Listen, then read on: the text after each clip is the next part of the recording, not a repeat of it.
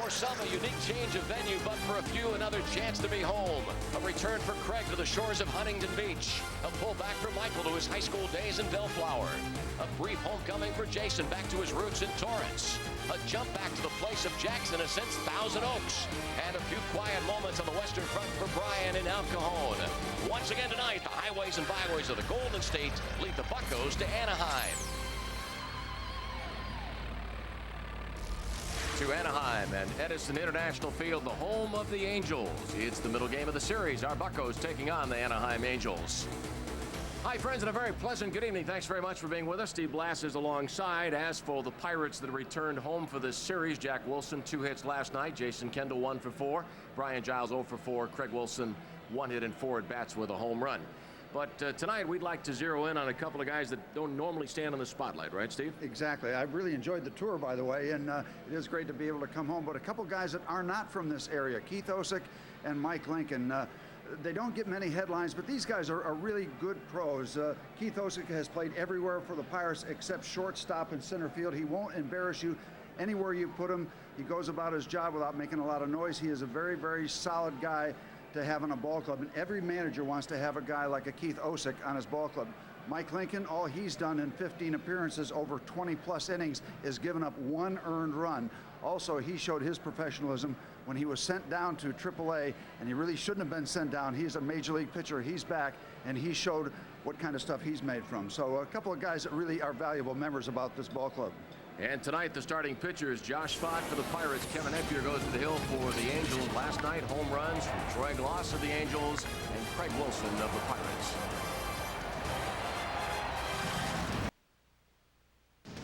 Pittsburgh Pirates baseball on Fox Sports Net is brought to you by Giant Eagle, the official supermarket of the Pittsburgh Pirates. By Rocky Mountain Cold Coors Light, cold down easy.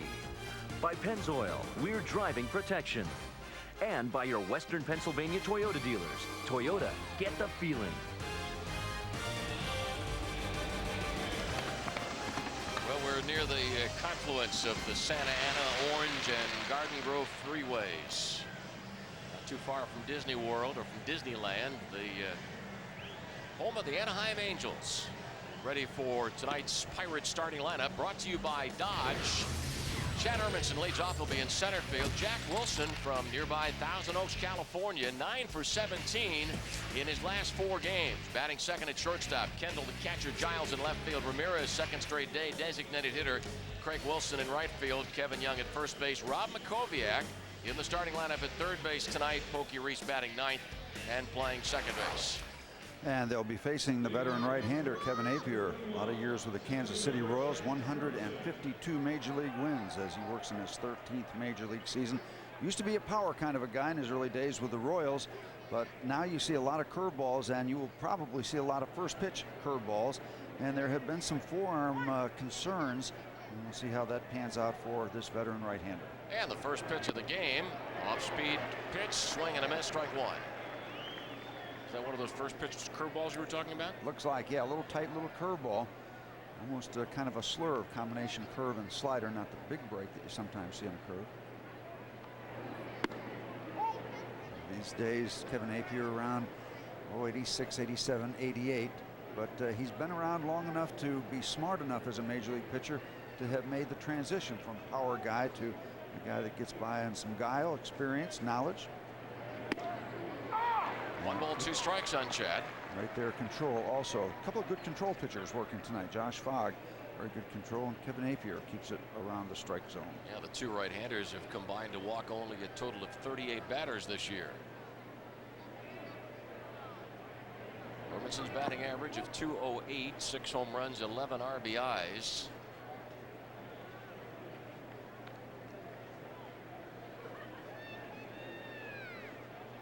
Seen a good bit of Chad Hermanson in the leadoff spot. Chad has done an above-average job in center field, and concerns in the leadoff spot. Chad has been striking out a lot. When he puts the bat on the ball, he drives the ball quite well. The Pirates 5.5 back of Cincinnati. Let us at the outset of our telecast tell you that the Reds are in front of Texas 8-1 in the 8th inning.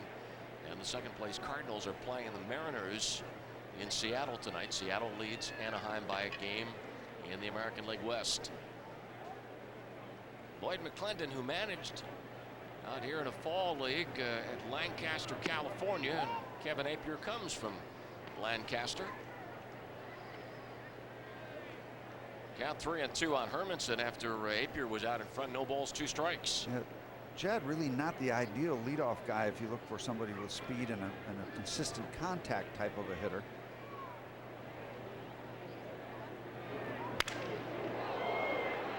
Base hit, a broken bat single just out of the reach of shortstop Eckstein. A good start for the Pirates. Let's check the Angels defensively, brought to you by Pepsi. On the infield, Spezio, Kennedy, Eckstein, and Glass. And last night, Darren Erstad making a real fine catch of the ball that Chad Hermanson hit. With Anderson in left field, Salmon in right, and catcher Molina. Darren Erstad won the Gold Glove in the American League. One of the Gold Glove recipients in the outfield of the American League in the year 2000.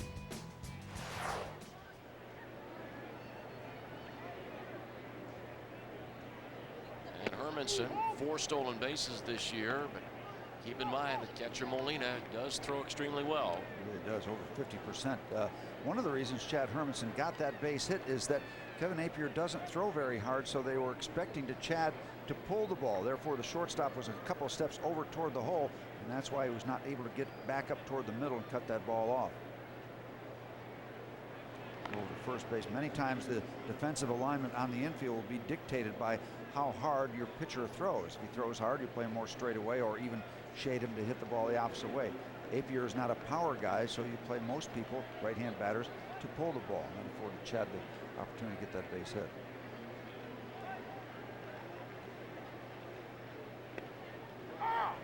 One ball and 1 strike. There have been times that Lloyd McClendon in first innings would have Jack Wilson bunt Hermanson over. Not seen Jack show bunt on either of the first 2 pitches after the single to center by Hermanson.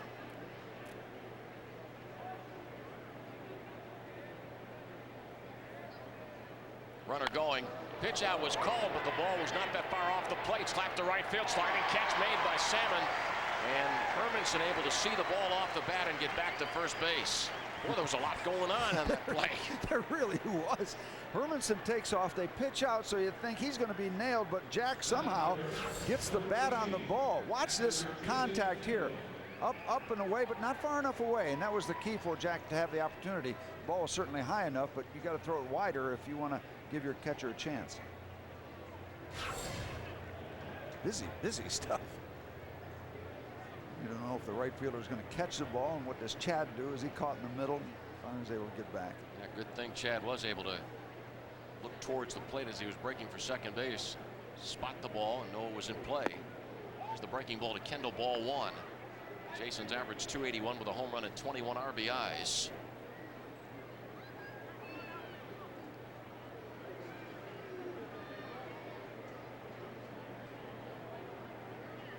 We are just underway on a beautiful Tuesday night in Orange County, California. 1 ball and 1 strike. The home plate umpire is Lance Barksdale. Rip Reed, Tim Cheetah, and Bill Welke on the bases. Kevin Apier really has to throw the kind of strikes, type of strike that he just threw to Jason Kendall. He can't be in the middle of the plate. He just simply doesn't throw hard enough anymore. Shortstop Eckstein fires to second base and just does get Chad Hermanson. Second baseman Kennedy accepting the throw as Kendall bounced into the force play. Very close at second base. Stein had to go deep in the hole. He's not going to have any play at first base. Get the call and force play at second. Good stretch by Kennedy. Brian Giles batting 4th. 1 man on and 2 outs. Brian's average .314, 15 home runs, 38 RBIs. Brian's 5th in the National League in slugging percentage.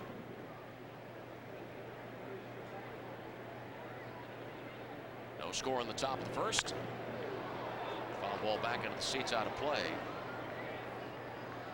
Another thing that Kevin Napier does now that he's kind of in his golden years as a major league pitcher, he will give you a lot of arm motion and upper body motion toward home plate, and that will maybe serve to disrupt your timing somewhat, but it'll also allow him to pull the string on pitches, very off-speed pitches, when you're going to kind of gear your swing toward his body, which is abrupt, but you might get a slow pitch in back of that.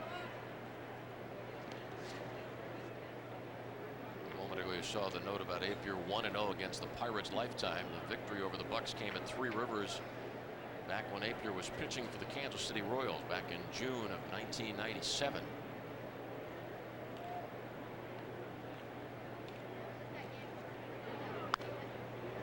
Foul ball out of play, no balls and 2 strikes. So here's Kevin Napier, 34 years of age, and Steve says he's in the golden years of his career.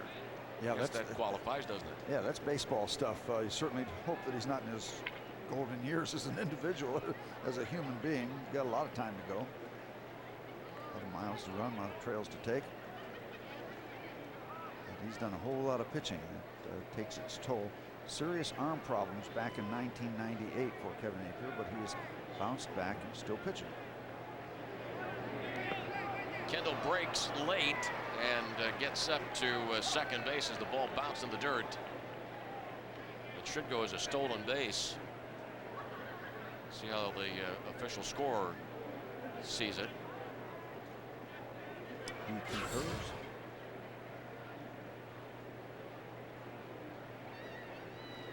A delay type of steal approach at the beginning of that play, and the ball gets away from the catcher.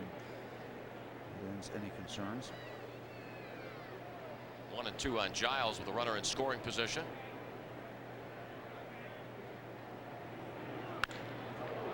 Fly ball to left. And that's all for the Pirates in the first inning. No runs, 1 hit, and a man left in scoring position. Josh Fogg ready for his 13th start as a Pirate.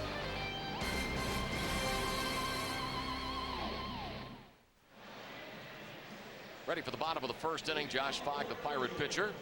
Mike Scioscia is the manager of the Anaheim Angels. And here's Scioscia's batting order tonight, brought to you by Chrysler. David Eckstein, the shortstop. Darren Erstad in center field. Troy Glaus batting third at third base. Garrett Anderson hit one of the 2 Angel home runs last night.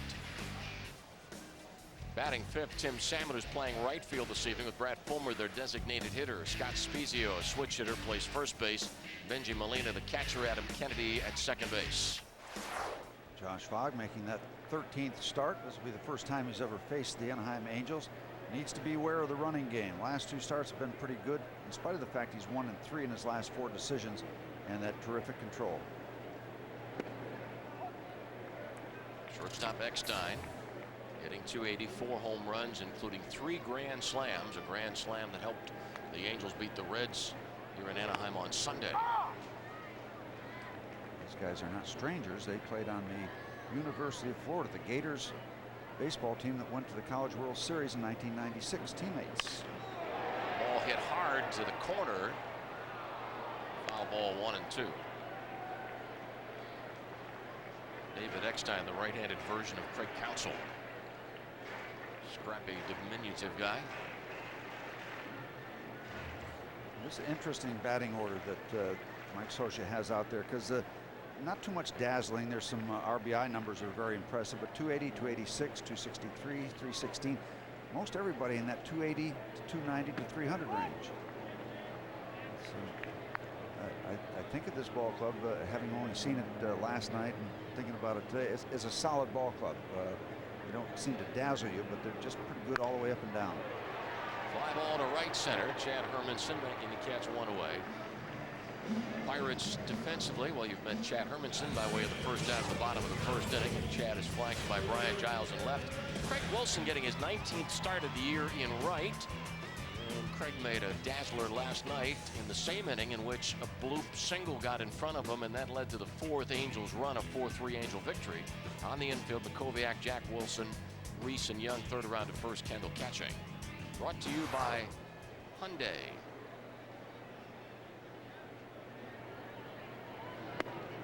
Erstad looks at a strike. Darren's average 286, 4 home runs, 34 runs batted in. This young man is from Fargo, North Dakota.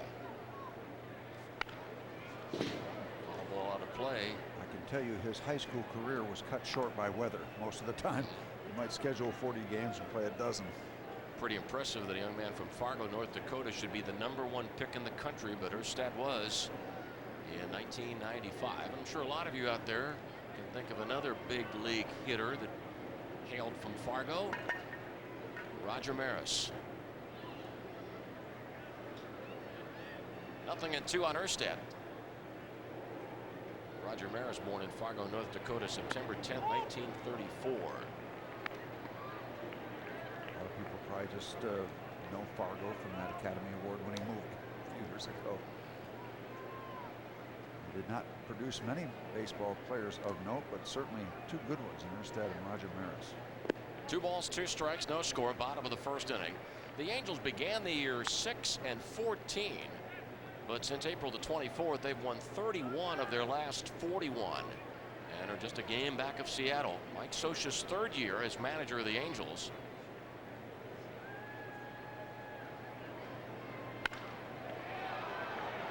Hermanson coming on. Jack Wilson going out. The ball drops in between the Pirates center fielder and shortstop. We got beat by a couple of bloops last night. And a couple of blasts. Blouse and Anderson hit the home runs, and also in the inning that Anderson homered, bloop single by Tim Salmon. He was bunted to second. A 2-out bloop single by Benji Gill accounted for the Angels' 4th run. Well, the Pirates just happen to be running into one of the hottest teams in baseball. You talk about their overall start.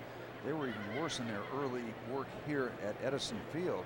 I think they were something like 1-8 or 1-9 coming out of the chute when they played their first few home games, and they certainly turned that around.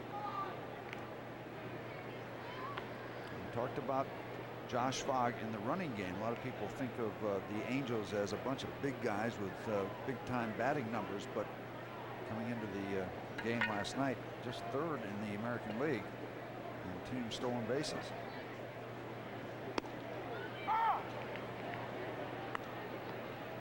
One strike on Glass, who's 2nd in the league in RBIs. He has 52, 5 behind Alex Rodriguez of Texas. Rodriguez and the Rangers will be at PNC Park for 3 games. Friday the 21st, Saturday the 22nd, Sunday the 23rd.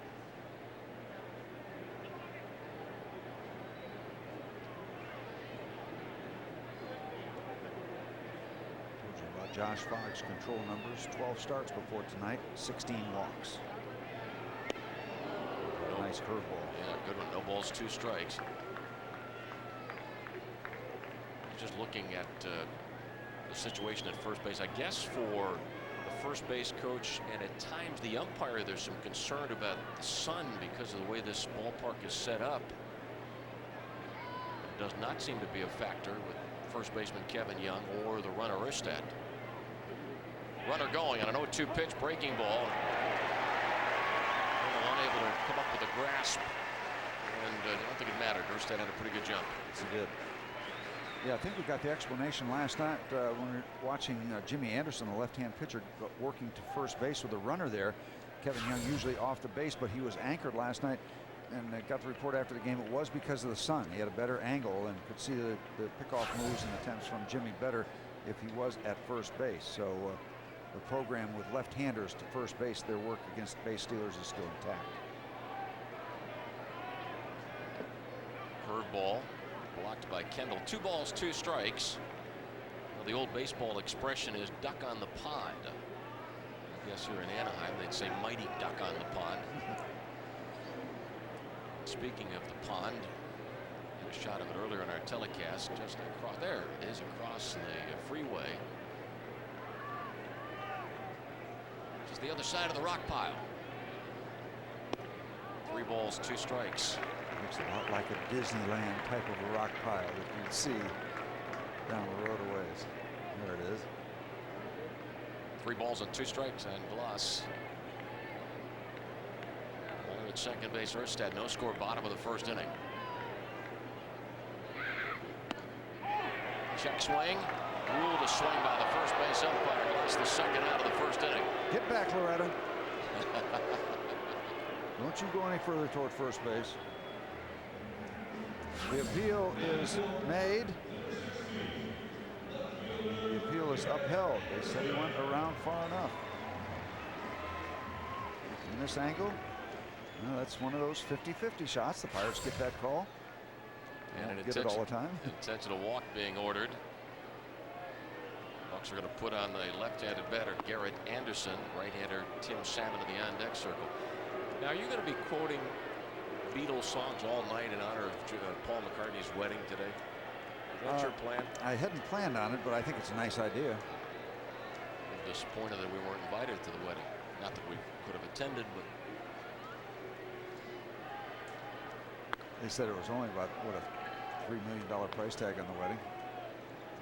Nothing out of the ordinary for billionaire Paul. it's about what mine cost last December. I bet it felt like it. Intentional walk of Anderson, 2 men on and 2 outs. Bottom of the first inning. Tim Salmon, a couple of hits last night. Salmon was the DH in the first game of the series and went 2 for 3. Hit one upstream. I like that. Well, could I the guess salmon be spawning out in the the river, the simulated river in center field? Salmon 10 home runs, 37 runs batted in. You know, I'd like also, I don't know if our folks at home were able to spot that there are cameras. It's not love on the rocks, it's cameras on the rocks. Look how well they're hidden in left center field. Everything fits perfectly, yeah. Hey, pretty nice place to have an office, huh? Waterfall beside you.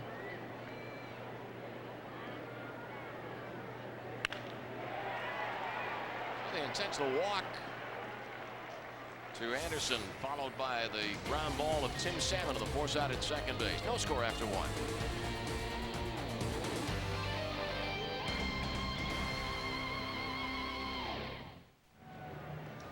No score after 1 for the Pirates' second inning designated hitter Aramis Ramirez to lead off.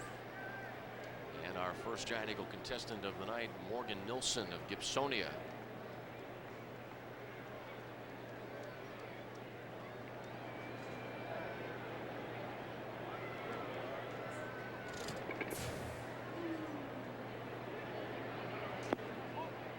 Ramirez hitting 203 home runs, 19 RBIs.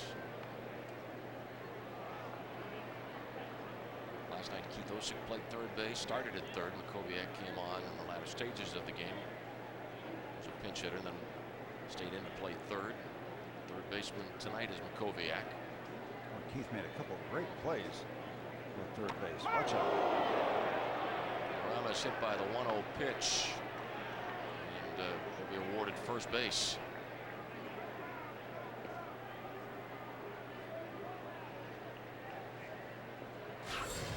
Napier coming over to the line. Check to see if Aramis is all right.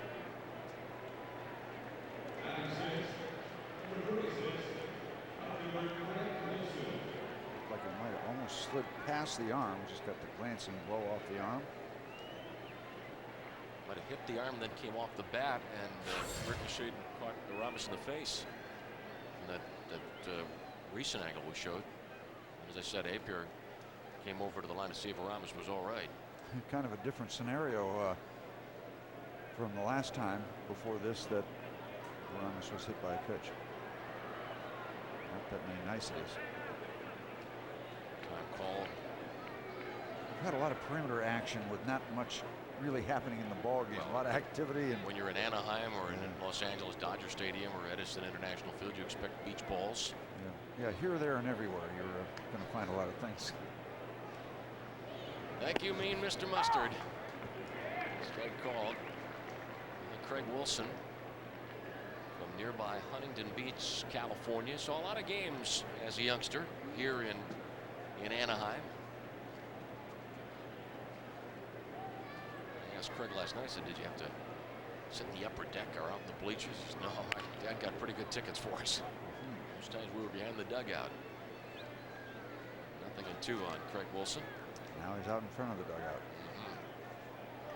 And lives just about 15 minutes from here. Craig Wilson's favorite player was Wally Joyner. Caught up in Wally mania.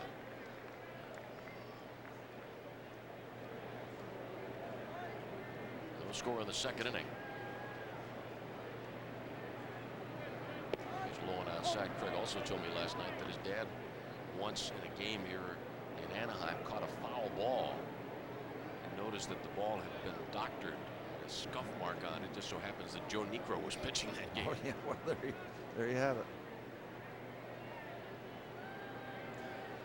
Caught some of the evidence. Craig Wilson chasing the breaking ball.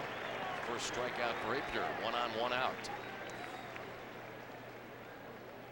Now the Best Damn Sports Show Periods All-Star Summer kicks off. It's a month-long celebration with special guest Shaq, Barry Bonds, The Rock, and many more, plus scenes from Tom's bachelor party and Free TV's first Ultimate Fight. Huge stars, complete insanity. The Best Damn Sports Show Periods All-Star Summer later this month on Fox Sports Net. Batting seventh, playing first base, Kevin Young. Kevin's averaged .208, 5 home runs, 13 runs batted in.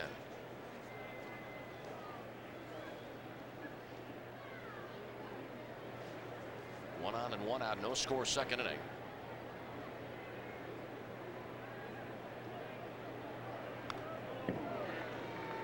Everybody's going to be kind of anxious up there against Apier. He doesn't throw all that hard, so you have to be patient.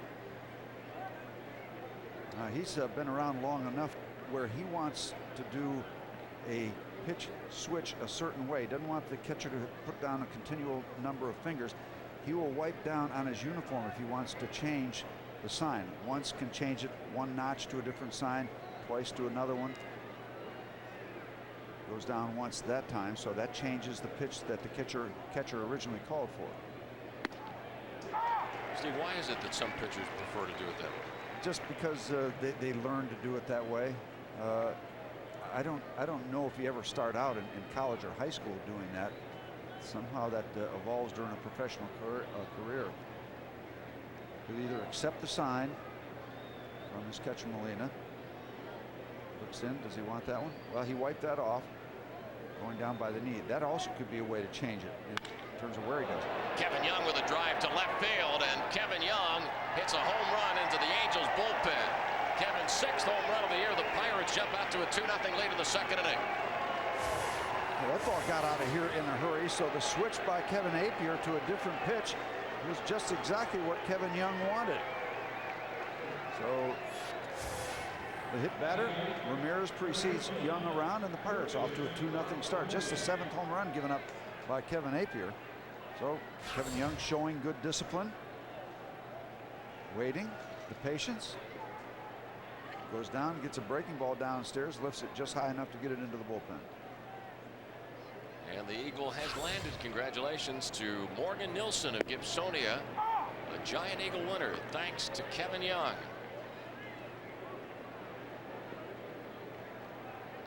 Strike one on Rob Makoviak.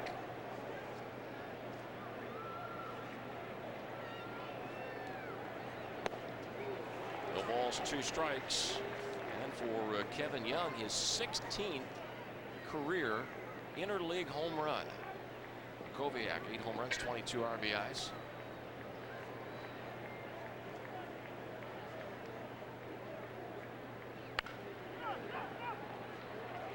First baseman Spezia with the unassisted play. 2 outs. Pirates 2 and the Angels nothing. Coming up next, Buccos number 9 hitter Pokey Reese. Pokey batting .209 with a home run and 13 RBIs. The home run on Sunday to give the Pirates the win over the Milwaukee Brewers.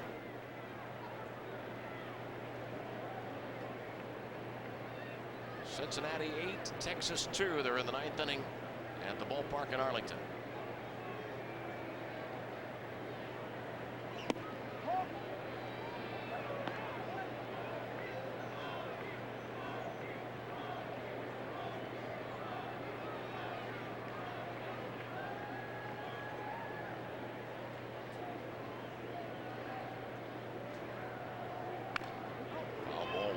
Apier's best year, 1993 with Kansas City, won 18 games at a .256 ERA and finished 3rd in the Cy Young voting. That's an ERA that was good enough to lead the league. And last year, 256, boy, in the American League, that's a strong number for their ERAs over there. last year with the Mets, just the 1 year, picked up by the Angels. December, Mo Vaughn being traded to the New York Mets, striking the outside corner, 1-2.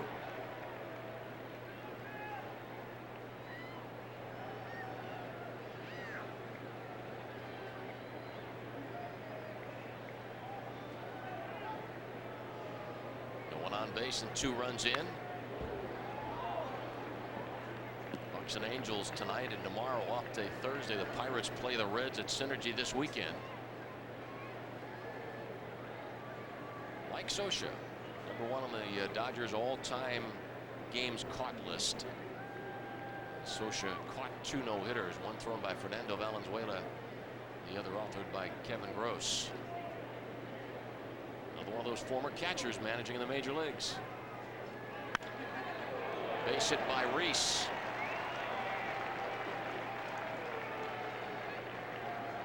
The way Pokey plays second base, you get his bat hot. That gives you a pretty complete package all the way around. Some hard times for Pokey in the last month or so.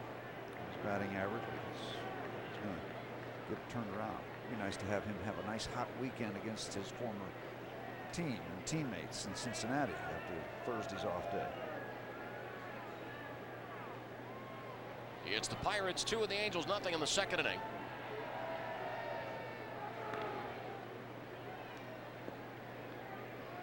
A lot of times we talk about Pokey being unable to run in the number 8 spot of the batting order in front of the pitcher. Well, no concern here of that.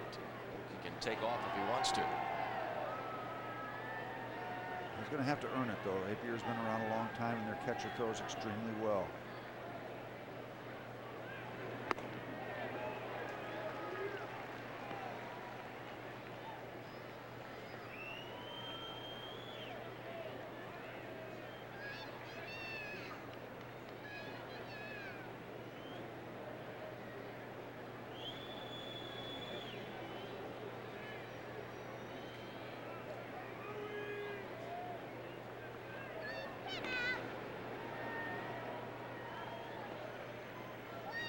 Kevin Appier will keep close tabs on Pokey Reese. He'll also try in his work against Chad Hermanson, if he does throw him a fastball, work it quite a bit inside or off the plate outside. Pretty much uses the fastball to set up the curve. That's his out pitch. Well, that time Pokey bluffed as if he was going, and second baseman Kennedy took 2 steps towards second base. And how about that graphic we just showed you a moment ago? Pokey 84% successful when he runs.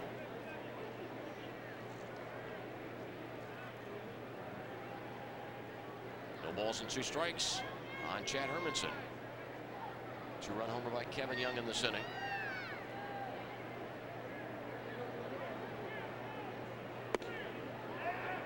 Molina throws to first base. Pokey back in plenty of time.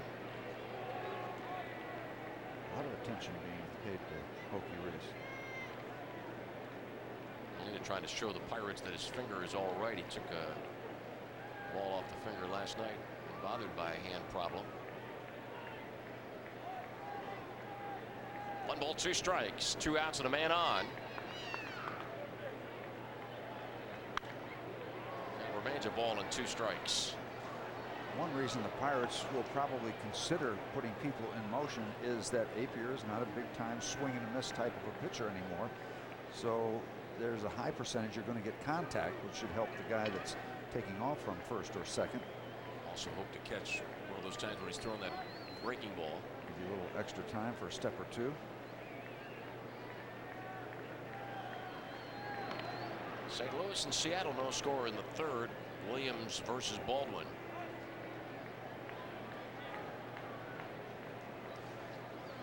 Napier tries to be pretty quick from the set position. He doesn't waste much time when he decides to come to home plate from this area right there. It's pretty abrupt. Call for a pitch out. Looked like Pokey was thinking about a delayed steal. Slipped as he jumped to a stopped position. Realized that he had to scurry back. Almost looked like Kendall had that in mind.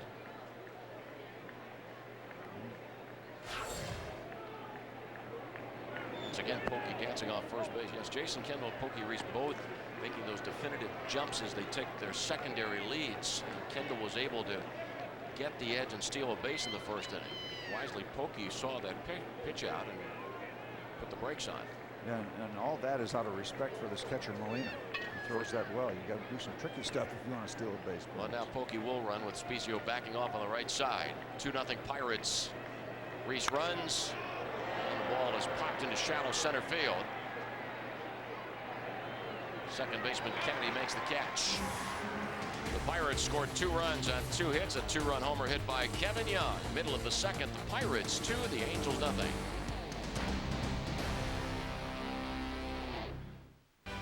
Pittsburgh Pirates baseball on Fox Sports Net is brought to you by Pepsi, the joy of cola.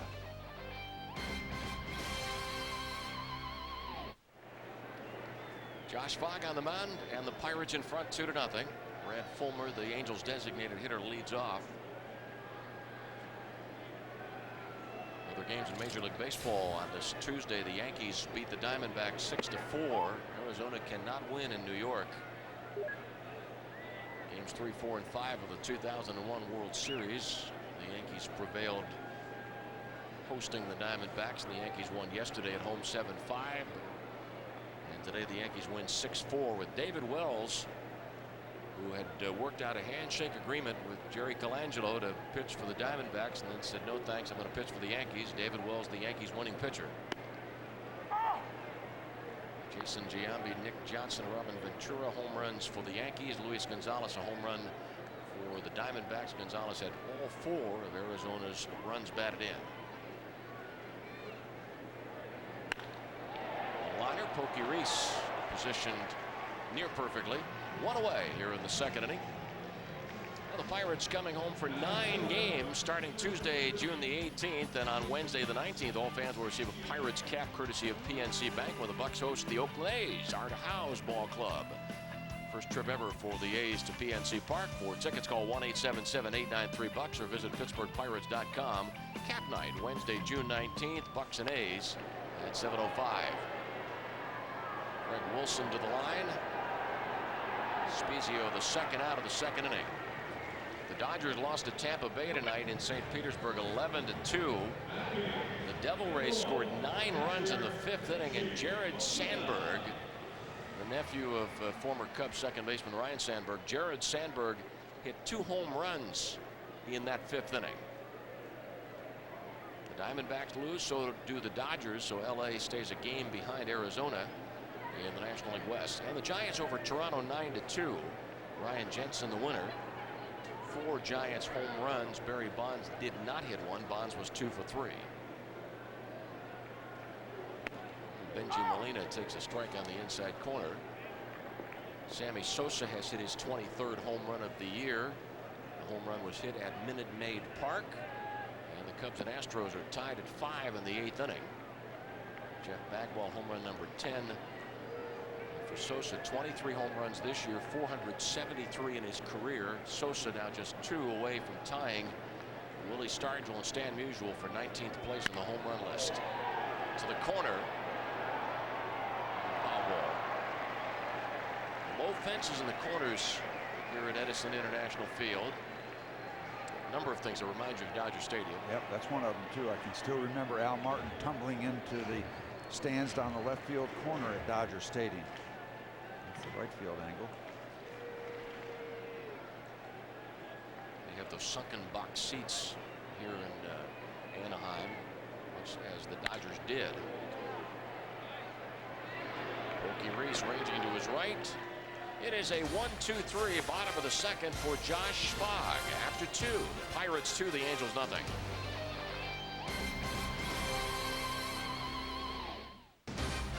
Pittsburgh Pirates baseball on Fox Sports Net is brought to you by Dodge. Get somewhere. Grab life by the horns. Dodge.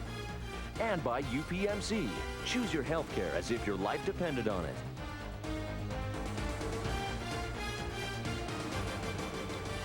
Edison International Field in Anaheim. Ready for the 3rd inning. Jack Wilson to lead it off. That's that classic look of a ballpark. That's the way they were all shaped a lot of years ago.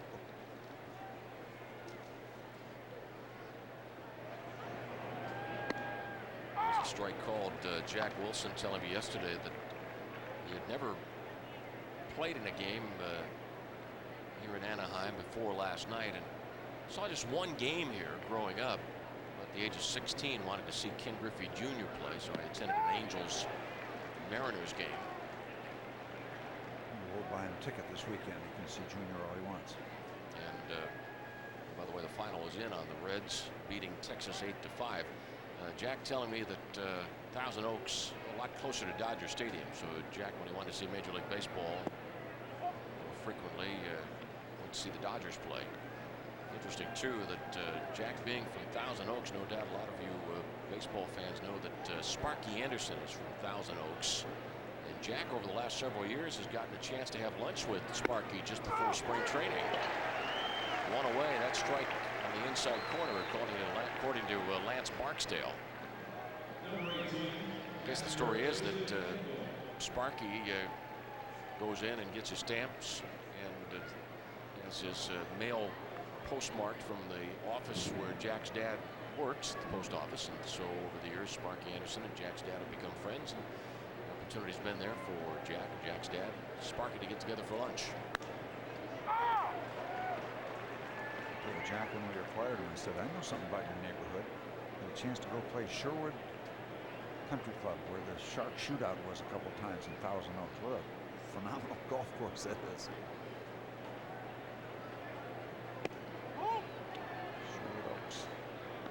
1-1 on Kendall.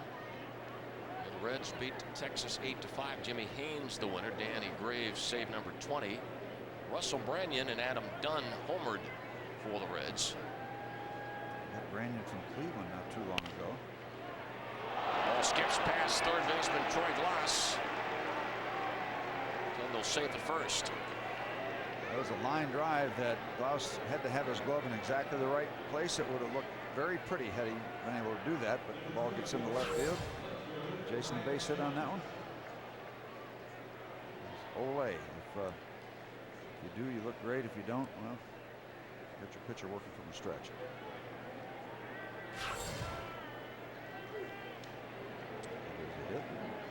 It's hit number 4 for the Pirates in that Reds win 8-5. Adam Dunn hit 2 home runs.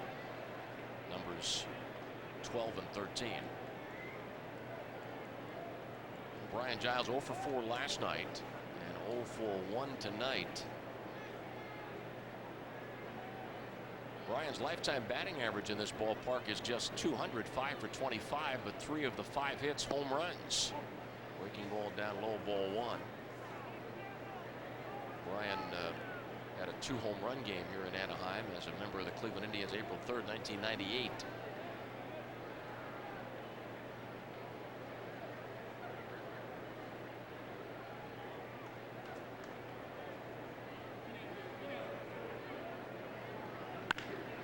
Base hit to right field. Kendall stops at second base. Throw coming in, cut off by shortstop Eckstein. 2 men on, 1 out. Pirates leading 2-0 in the third.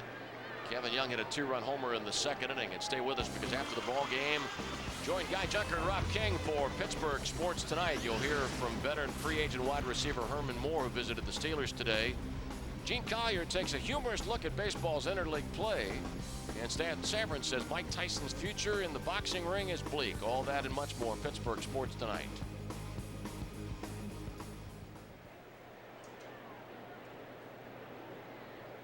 Bud Black, the pitching coach of the Angels, going to the mound. There could be a concern about that forearm. He was bothered the last couple of starts by some pain in his forearm, and they might be checking on him now as the Pirates bat in the top of the third.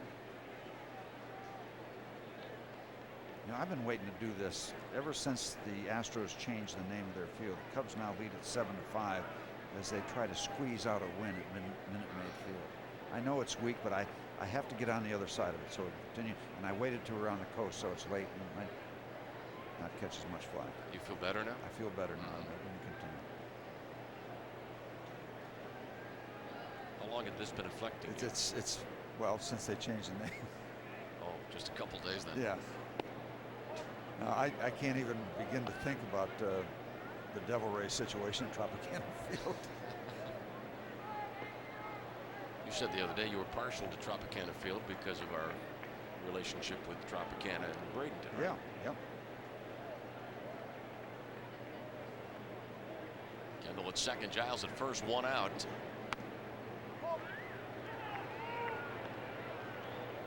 Ramirez hit by a pitch in the second inning and was on base when Kevin Young homered.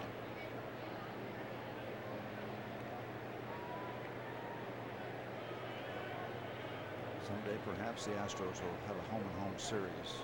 Tampa Bay Devil Rays, and we can really get into it.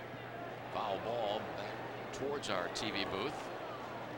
Great location for us here at Edison International Field. Yep.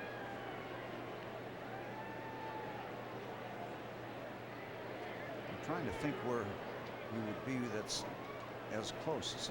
Cincinnati and St. Louis, maybe not as close, but a little bit of a similar type of feel where you can get some foul balls up in the booth. But this is still not as close as the old Tiger Stadium, right? Boy, that was quite an experience, and we got some first-hand evidence of that as the ball was smoked up, and no way I could have gotten out of the way. I was looking at something, and all of a sudden the ball hit the back wall, just like you're kind of hanging over the fourth row and back of home plate. 3-1 on Ramirez. The Pirates 2 and the Angels nothing. Pirate runners on the move. Ground ball hit sharply. Eckstein gets the out at second base, but he's tied up and yet gets the throw off and completes the double play. Aramis Ramirez with a bad ankle, taking a lot of time to get down the line. It's a 6-4-3 double play. Well, even though Kennedy was tangled up with the sliding Brian Giles, he got off the throw, and that ends the inning.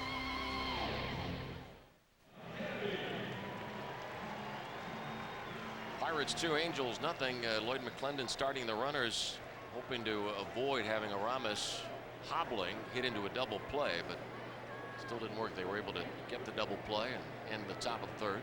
That might be the slowest conventional double play that's ever been turned in the history of professional baseball. There was trouble at the beginning with the shortstop getting the ball out of his glove, and then a lot of impact at second base, but Aramis just still not able to do much in terms of getting down the first baseline. 1 ball and 1 strike. Final score for Minneapolis. Tom Glavine 2. Atlanta relievers combine on a 2-hit shutout. Braves beat the Twins 11-0. 5 Atlanta home runs, including Andrew Jones's 18th of the year. Glavine is just having himself a whale of a year, or at least a whale of the first half. He's 11-2. His earned run average is 1.53.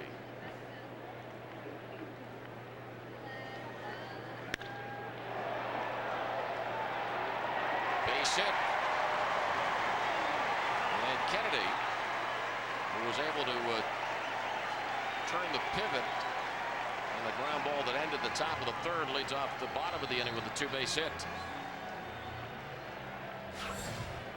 Kind of hooks it away from Craig Wilson toward the right field line. Craig coming across, but the ball just kept hooking away from him. He just got to chase it down. Lead off double here in the bottom of the third.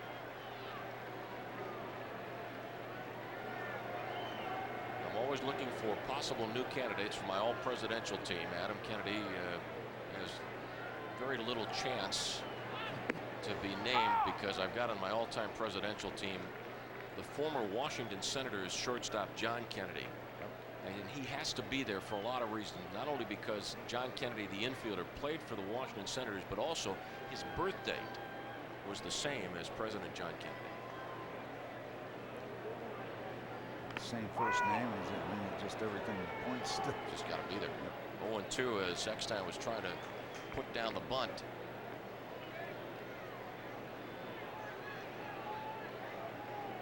I guess you're heartbroken to know that you can or Bob Waugh can never be on my all-presidential team. Not unless in the next couple of decades. I've got dreams too. Yeah, I know. Another reason that I won't. And fantasies too. Yes. Which one and the same would be ever being president? 1-2 on Eckstein. against Josh Fogg. It's important that Josh doesn't go down that road either. You know, that doesn't fit President Fogg. No, it doesn't. And Josh doing a real fine job. 6-4 this year, 344 earned run average. 5 hit batsmen, including the hit batsman of Mike Mordecai in that ball game last Wednesday, 6 days ago. Fogg losing to Javier Vasquez's 3-hitter. Runner at second base, Adam Kennedy. Pitch in and fighting the ball off. Eckstein bounces one in the direction of the mound. Runner Kennedy held at second base, 1 out. You know, they used to refer to a start that Josh had, similar to one he had up in Montreal, as just simply pitching on the wrong night. You know, a lot of people used to pitch against Bob Gibson or a Carlton or a Seaver. You know, those guys always seemed to pitch on the nights that the other team didn't score any. For some reason, they got lucky.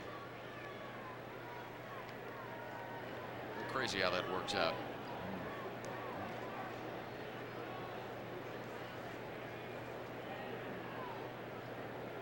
Tonight, Glavine was lucky. He pitched on a night where Minnesota didn't get any runs. Just lucky. Koviak's throw to Kevin Young retires Erstad 2 away, and once again Kennedy had to hold at second base. Josh Fogg quickly sprinted over to third base just in case Kennedy tried to break over to third after the throw to first. Friends, a reminder, if you'd like to contact us here in the broadcast booth, or if you have a question for our production crew, you can email us, foxsports.com on Lycos, keyword Pirates booth.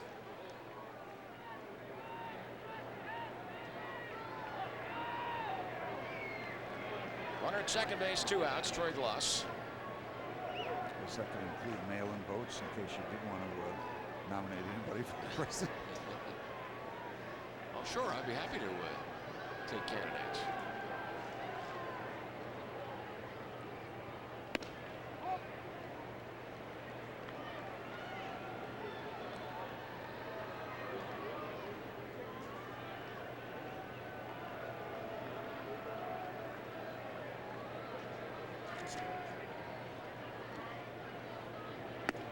One ball and 1 strike. Kevin Young hit a 2-run homer in the Pirates' second.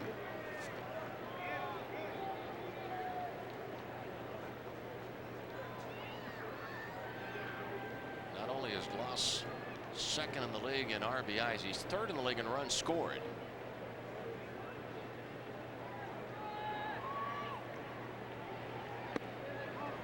Troy had 47 home runs for the Angels in 2000. He had 41 last year. 13 long balls this year. His 13th coming last night. When you look at this Angels team, it's hard to conceive that they're a pretty good running team, because it seems like everybody, with the exception of a couple of guys on the infield, I mean, they're horses. This is a bunch of big men playing this game for the Anaheim Angels. Robert Koviak throws out Troy Glaus. A leadoff double by Adam Kennedy is wasted. After 3 innings, the Pirates 2, the Angels nothing.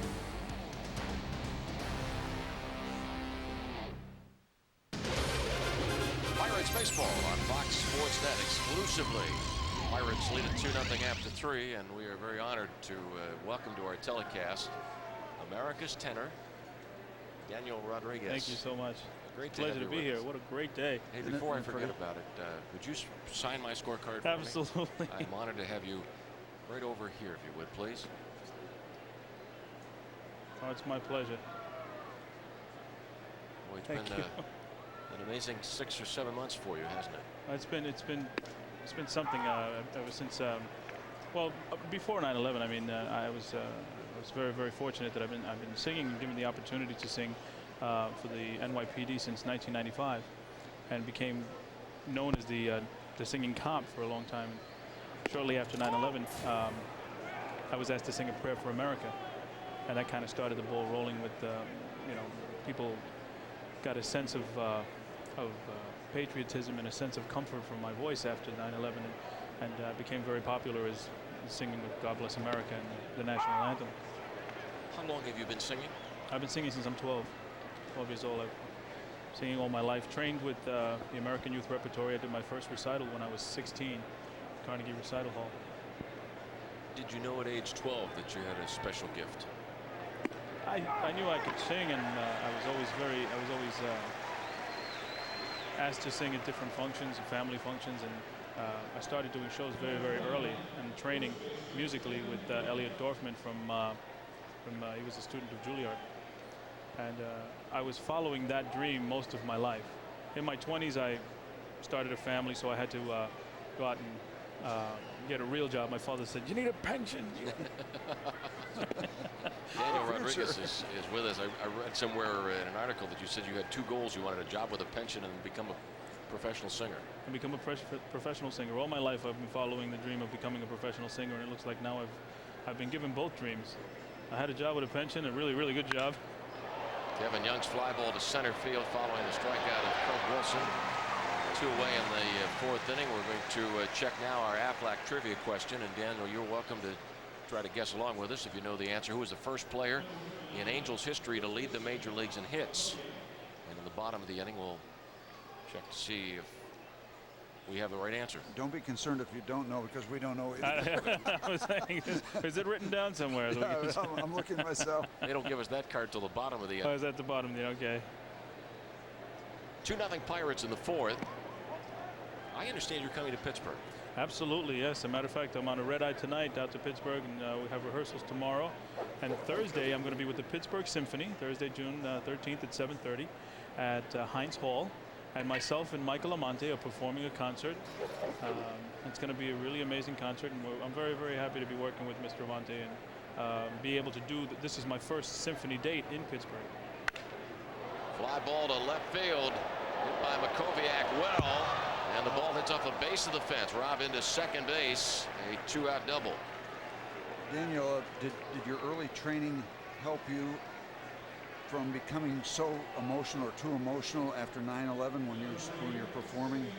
Well, it was, you know, publicly it's a little more, you know, you try a little harder to keep the emotion out of it. But I've had to sing for my best friend's funeral, Glenn Pettit, who was killed in 9/11, very good friend of mine, and there's just no holding back emotion when you in that situation. And situations after that, it's been really an emotional roller coaster for me.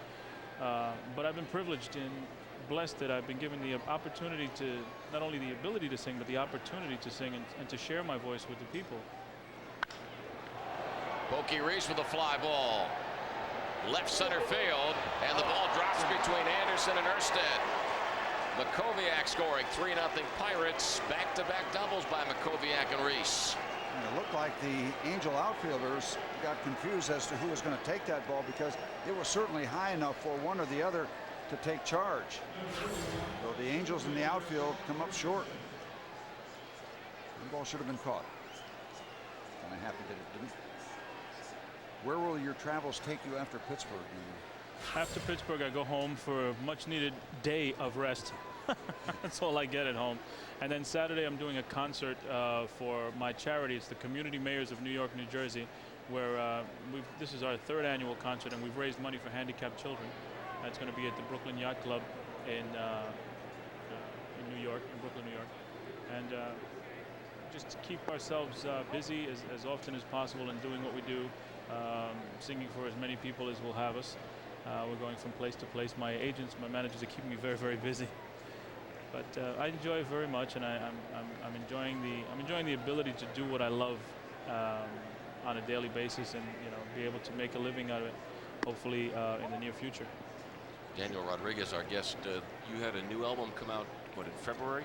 February 11th, The Spirit of America, which most of the songs on the Spirit of America album were songs that were very, very special to me at one point in my life, and it gave me some courage and gave me some. It uplifted me in one way or another, so I decided to make the album from those songs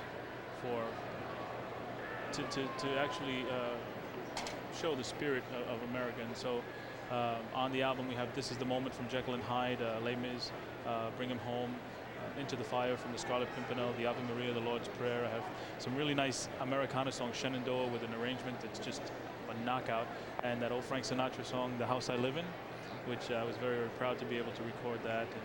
And It's been on the top 3 crossover. It's been #1 a few times. When it first came out, it was #1 on the top crossover charts, and it's been on the top 200 since it came out. So we're doing really, really well with it. It's selling very well, and we're hoping to continue selling the album. And we hope people enjoy it, because taking the album home is taking a piece of me home. So I really put my heart and soul into it, and I'm hoping that people will enjoy that. We'll see that. Extremely well said. 2-1 pitch.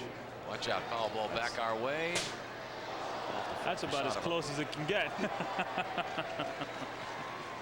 What's your favorite baseball team? Oh. It's all right. Hey, as long as it's baseball. I'm a New York fan, but mom's a Met fan, and I'm a Yankee fan. Now, I'm 7-0 with the Yankees. And the Diamondbacks was not my fault. They wouldn't let me on the plane to Arizona. Strike 3 call. That ends the inning. Daniel, thanks very much for being with us. We appreciate it. My pleasure. In Pittsburgh Thursday night, right? Absolutely. Thursday night, 7:30. With the Pittsburgh Heinz Hall. Heinz Hall. Daniel Rodriguez joining us. The Pirates lead at 3-0. Thank you, sir.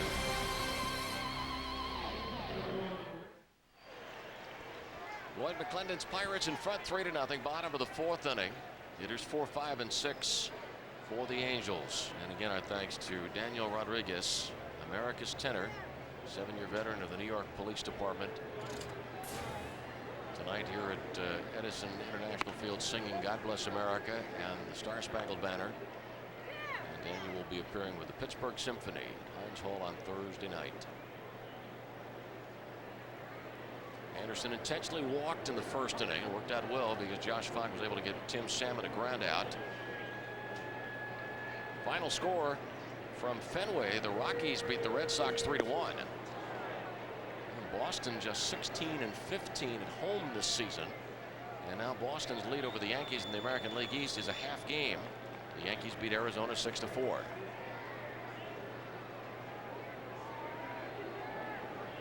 Josh Fogg cruising right along here in the bottom of the 4th inning with a 3-run lead. And this off-speed pitch that followed the curveball. That's a nice little back-to-back sequence.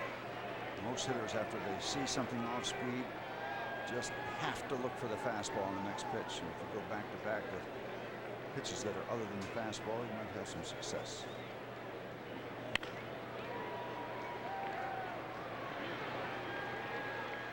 One away in the 4th inning.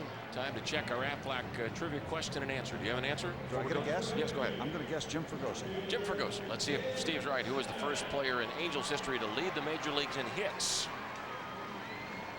Darren Erstad, just 2 years ago, 240 hits in 2000. I didn't understand the question. Oh, they said lead the Angels, the first player to lead the Angels in hits. So I get another chance tomorrow night. Are you on TV tomorrow night? Yep. Well, then you get another chance. And I'm going to write the question too. Tim Salmon takes ball 1. Hey, can we show, if we get a chance here, show Josh Fogg's scouting report again? I want to point something out, if we can. With one out here in the bottom of the 4th. Josh just shook his head no. No. He'll throw a fastball instead. Okay, I have nothing to add other than the fact I forgot to say that the scouting report was brought to you by PNC. Thank you very much. Cy Holzer, I hope you're hearing this. Two balls and a strike on Salmon. 4th inning, Pirates 3-0 lead.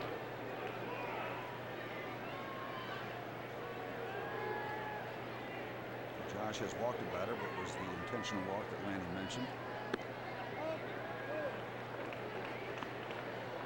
And a remarkably consistent rookie, I think. Had one game, the Cardinals beat him up 4 1/3 innings and gave up 7 runs. But other than that, a couple starts giving up 4 runs, everything else less than 4.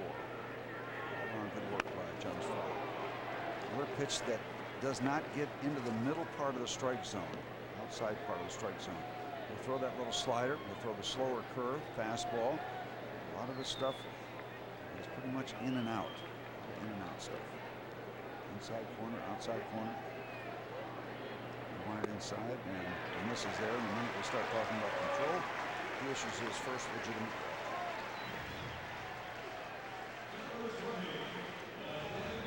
One on and one out, 4th inning. I don't know how Daniel Rodriguez can even begin to get through singing Ave Maria. I can't even listen to it without losing it.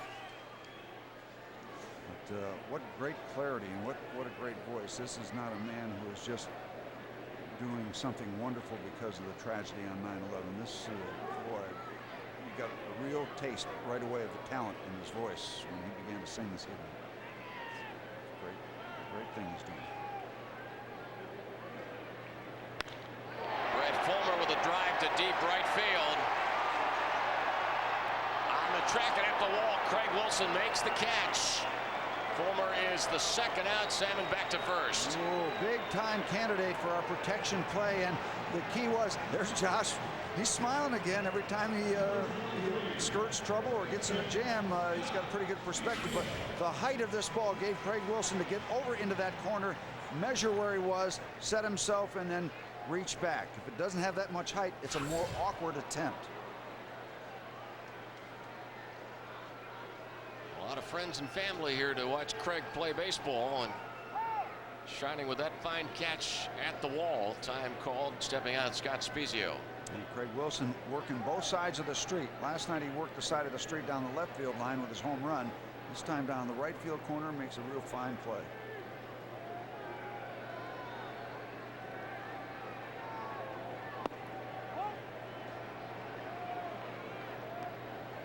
Talking to Mac on his radio show today about the ball that dropped in front of Craig last night, and Mac said, you know, I understand that, because when I first started, Mac saying when he first started playing the outfield, when a catcher, he was so many times concerned about balls getting over his head, so his first step always would be back.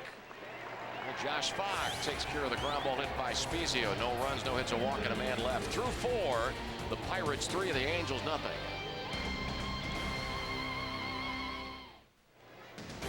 This copyrighted telecast presented by authority of the Pirates may not be reproduced or retransmitted in any form without the express written consent of the Pirates. For pictures, descriptions, fantasies of this game, and in the Colorado Rockies 3-1 win over Boston, Larry Walker had 2 RBIs. There were only 6 hits in that game, 3 for each team. Inning number 5. And Jared Zamborski is the Giant Eagle contestant in the 5th inning. Morgan Nilsson of Gibsonia, a Giant Eagle winner in the 2nd inning when Kevin Young homered.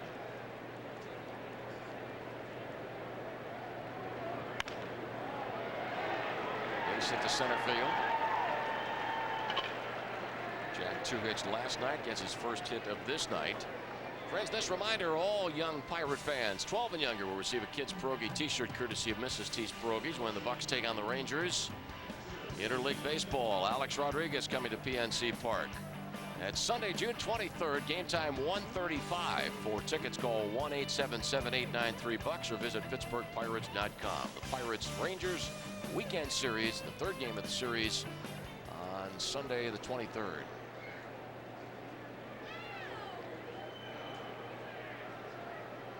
Nothing Pirates.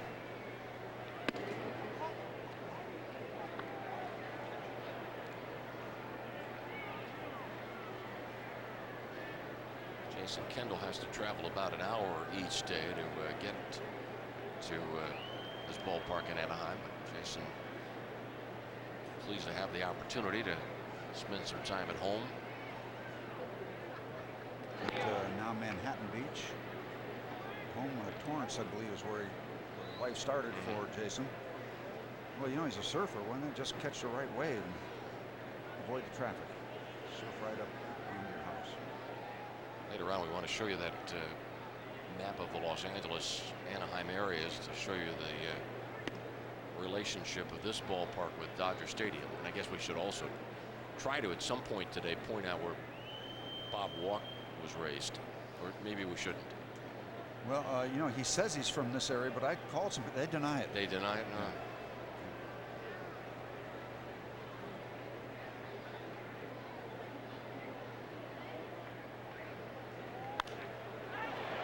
Ball hit towards the Pirates on deck circle. And just out of the reach, Spezio got roped out of the play. Roped off. Make it a good try. Well, here's the map that we used for the opening of our telecast tonight. Can you? There you go, Steve. You've got the telestrator. Right down here. Yes.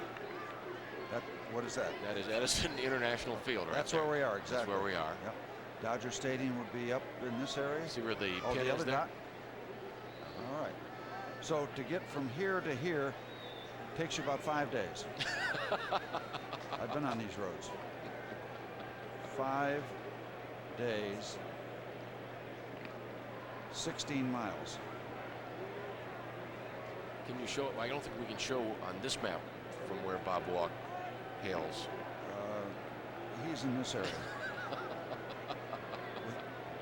This would be I-5, right along there. Yeah. Jack Wilson runs, swing and a miss, and Jack is out. Tried to tippy-toe around second baseman Kennedy. 1 out. We've been talking about Mr. Molina since we arrived in Anaheim and his abilities. When you get it to second base so fast that a slide even is not an option, well, you have an idea how the catcher's throwing. Also, a lot of help from Kevin Appier. He can throw as well as he wants, but if Appier doesn't help him, then he's not going to be able to make that kind of play.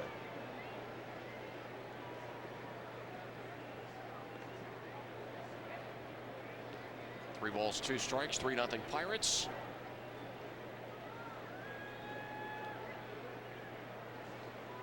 Cincinnati beat Texas 8-5. St. Louis and Seattle playing in Seattle. And let's see what's the latest on that game. The Mariners won, the Cardinals nothing in the 5th. A gapper to left center field. Anderson cuts the ball off before the warning track. It is a 1-out double. Pirates lead at 3-0 5th inning.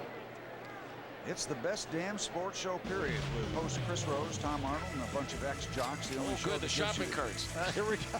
Yes, the only show that gives you sports comedy, commentary, scores, and highlights. So kick back, relax, and enjoy the best damn sports show period. Weeknights at 8 and 11 p.m. only on Fox Sports Net. Yeah, I straighten out the carts. We've talked about this at Giant Eagle, but I don't look like that. I do a better job, though. This young lady's name is Lisa Guerrero. Is that right? Do I have that correct? Yes, I believe that's correct. She was in Pittsburgh several weeks ago. She wasn't at my Giant Eagle, I'll tell you that. Well, she knew you had the South Hills covered, Yeah. so she was taking care of the shopping carts north end of town. Yeah. The intentional walk of Brian Giles. So it's going to be the same scenario here in the 5th inning that we witnessed in the 3rd. 1 out. Kendall at second, Giles at first, and Aramis Ramirez the batter. And back in the 3rd inning, Lloyd McClendon had the Pirate runners, Kendall and Giles, moving on a pitch.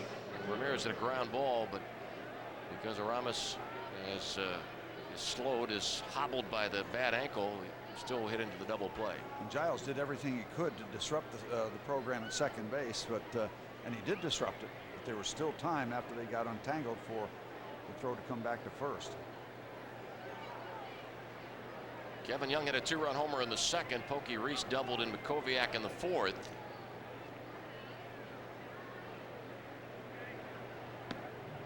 And the answer is for Ramos just to hit it far enough where he doesn't have to run very fast. Kevin Young comes up after Craig Wilson. Wilson follows Ramirez.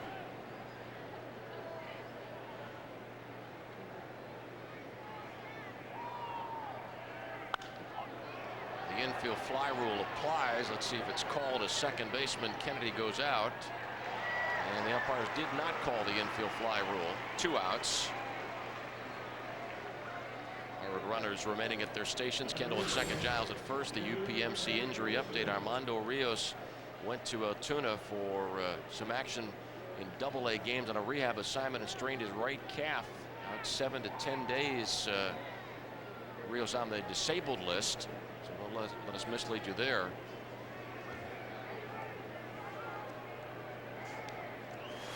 Got Jose Manzanillo on the DL. Rios, Dave Williams, Pat Mears, Ryan Vogelsong. Vogelsong is down in Florida. Going to pitch starting Thursday in extended spring action.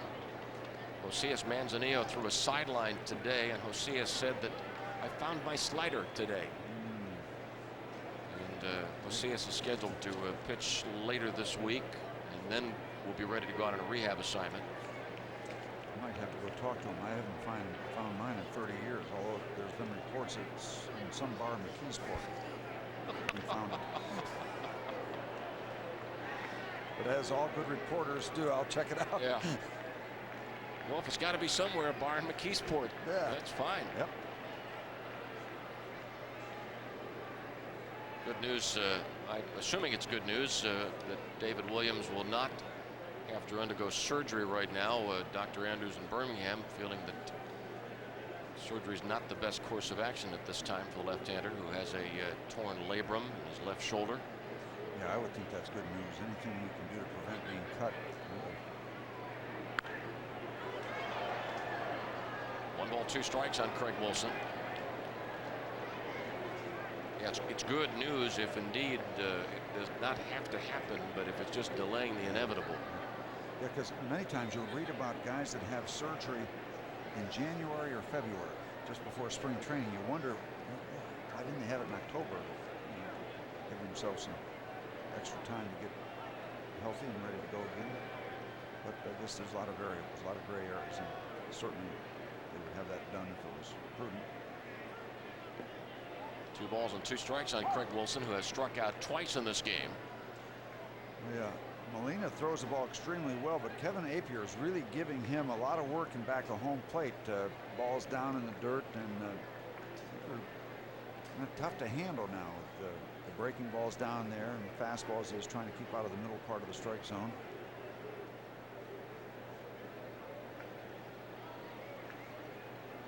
.152 major league wins. He knows what he's doing.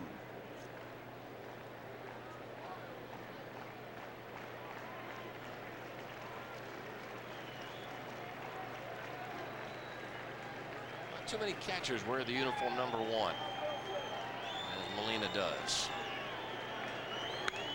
Base hit to center field by Craig Wilson. Kendall scores. 4-0 Pirates. Giles making a wide turn and has an opportunity to get back to second base. Craig Wilson's 21st RBI of the year. And he is having a nice ball game as he made the good catch in right field. Now knocks in the Pirates' 4th run, and will be a visit to the mound.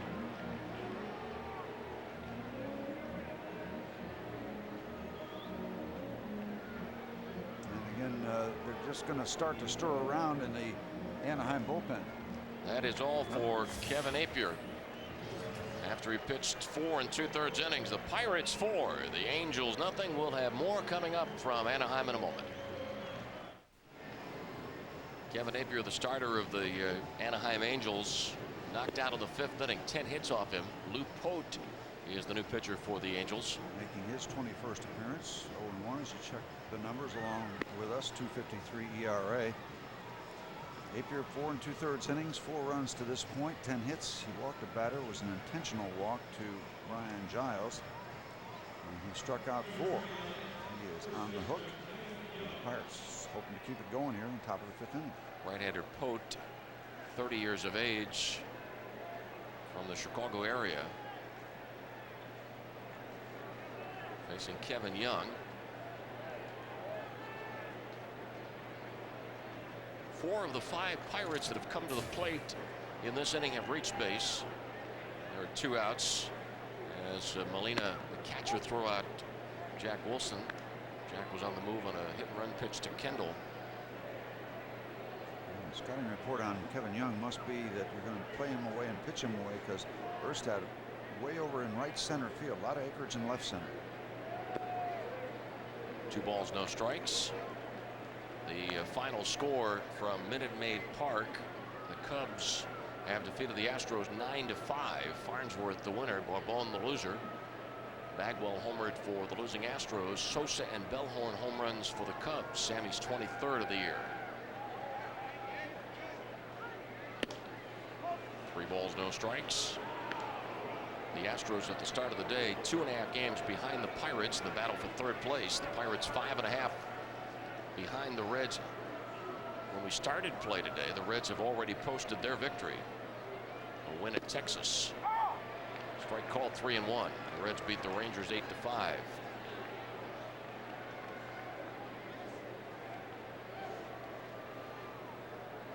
The numbers for Kevin Apier.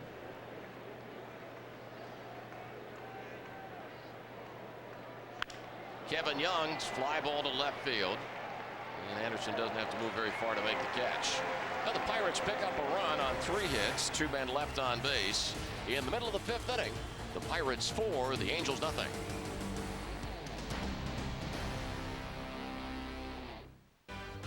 Pittsburgh Pirates baseball on Fox Sports Net is brought to you by the Pennsylvania Lottery. Players must be 18 or older. Proceeds benefit older Pennsylvanians. On the mound for the Pirates tonight, one of the 3 Musketeers, Josh Fogg. He's pitched a 2-hit shutout through 4. Has walked a couple, 1 intentionally, 1 strikeout.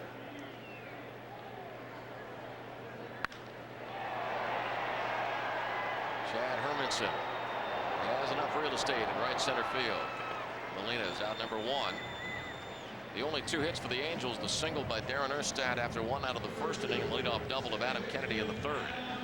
You know, Josh is 1-3 in his last 4 decisions, but you don't hear any concern or not significant concern from Spin Williams or Lloyd McClendon. He has been that steady. And, you can go through all kind of things in your rookie year, but the overview for Josh Fogg, he's doing just fine. You conducted an interview with Josh when we were in Chicago.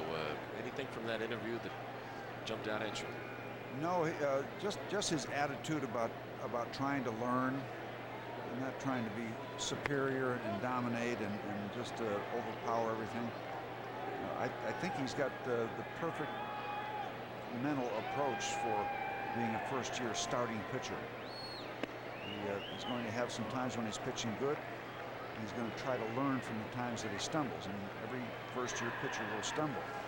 So he doesn't expect to go 22-0 his first season.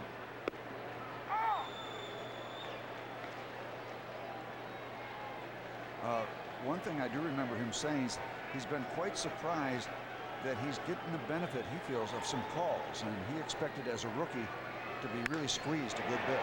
Base hit. Craig Wilson was playing in towards right center field. Kennedy's got a chance for 3 bases. A 1-out triple for Adam Kennedy. Only 3 hits off Josh Fogg. Kennedy has 2. A double in the 3rd. This 3-base hit in the 5th. And this had trouble written all over it because he did pull the ball, and you're right, Craig Wilson over toward right center field. The race was on, and it was a ball that was looking like 3 bases all the way when you first saw how far Craig Wilson was away. And he was positioned there, and he wasn't making any mistakes. He was just over there at the beginning of the at-bat. The Pirates 4 and the Angels nothing. Runner at 3rd, 1 out. The Pirates infield playing back with the exception of 3rd baseman Makoviak. David Eckstein has flied out and grounded out. Strike 1. Final score from Comiskey. The White Sox beat the Mets 10-8. Todd Ritchie the winner, 4-8. Jeff D'Amico the loser, 4-5. 4 White Sox home runs. Breaking ball outside. 2 were hit by Paul Konerka. And the White Sox pick up a game on the Twins. The White Sox 5 back of Minnesota in the American League Central, as Atlanta down to Minnesota tonight 11-0 with Tom Glavine pitching 7 scoreless innings to win his 11th. 2-1 on Eckstein. And this is not a strikeout candidate. He might get him, but he'll have to work hard. Eckstein, a very good contact type of a hitter.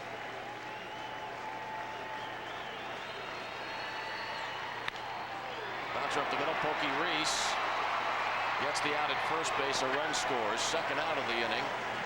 Kennedy crosses the plate. It is now 4-1 in favor of our Buccos.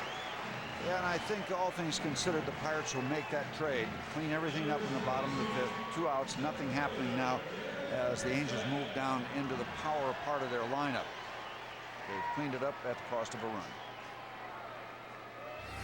Ball game coming your way from Anaheim. This reminder on Sunday on Beyond the Glory. Personal troubles and on-field struggles almost cut short his career until one historic season made Sammy Sosa an international icon. It's Sammy Sosa, the Sammy Sosa you didn't know until you watched Beyond the Glory. Sunday at 8, only on Fox Sports Net.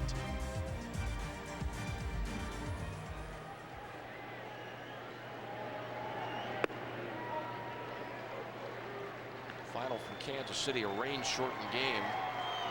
And the Royals win it 6-0 over Florida.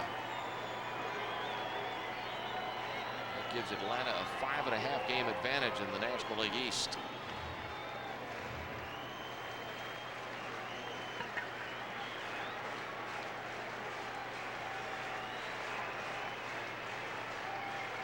You still think of the Braves, or at least I still think of the Braves as a quality thoroughbred in a race. You don't have to break out on top. You just always know that thoroughbred's going to be coming and gaining on people. Now, that may not last forever, but that's been kind of the history of the Braves for the last 10 dozen years or so. Atlanta spotting those other teams in the National League East a couple of weeks. Yep. Here in the American League West, Sosa's Angels a game behind Seattle. Good pitch by Fogg. Good dribbler. Well, the Angels get a run. One hit in the inning. Through 5, the Pirates 4, the Angels 1.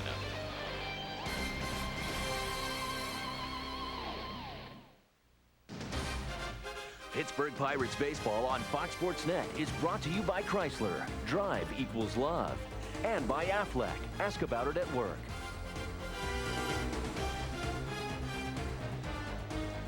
Sixth inning, Rob Makoviak facing Lou Pote. Pirates 4, Angels 1. Foul ball well out of play. An update from Seattle. Albert Pujols has hit a grand slam for the Cardinals in the top of the 6th. St. Louis 4, Seattle 1.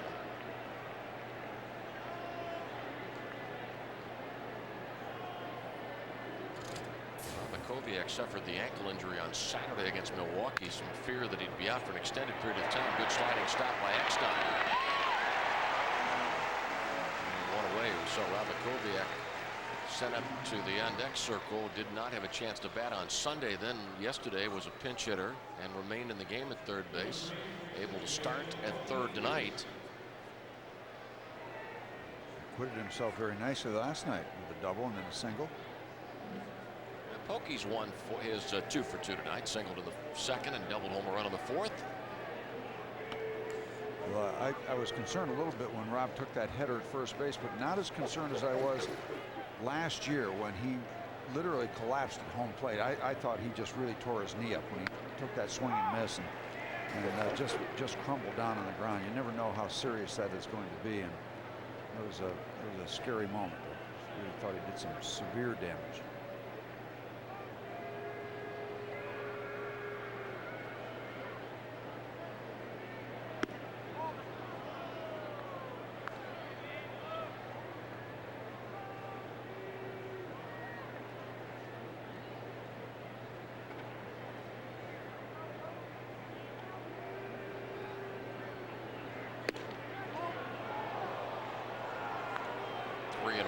Pokey.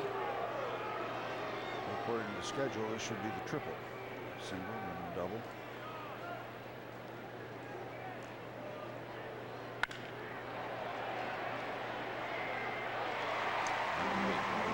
Two outs in the 6th. And to the top of the order in Chad Hermanson.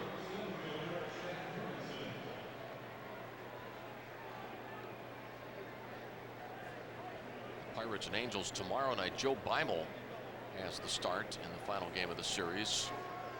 And then an off day Thursday. The Pirates are in Cincinnati over the weekend for games Friday and Saturday nights and Sunday afternoon.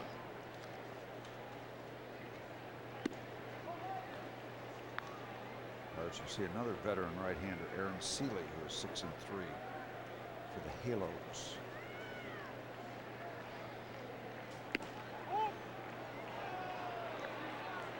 Not getting that pitch off the plate. One pitch to Reese that was close. Went in favor of Pokey, and this pitch called a ball. Foul ball. Rex Hubler should make that play. I don't think they made it. Whether it was Rex or a camera person or Steve Physiak. The Angels TV crew. 2 balls, 2 strikes. Nobody out, 2 outs. We were over on the radio side last night. It just felt disjointed. I don't know whether it was the trip or whatever it was, but today I figured out I don't know any of these guys on this team. I just don't know any of them. I don't know enough about them. You read things, but even seems like the American League teams back east, at least you can fit names to personalities, and I don't know, maybe a little more familiarity. But it's tough to see a team for the first time and really get a handle on them. They've got a handle on their own destiny. They're playing exceptionally good. Next time throws out Hermanson. It's the line from the Butch Cassidy and the Sundance Kid from film. Who are these guys?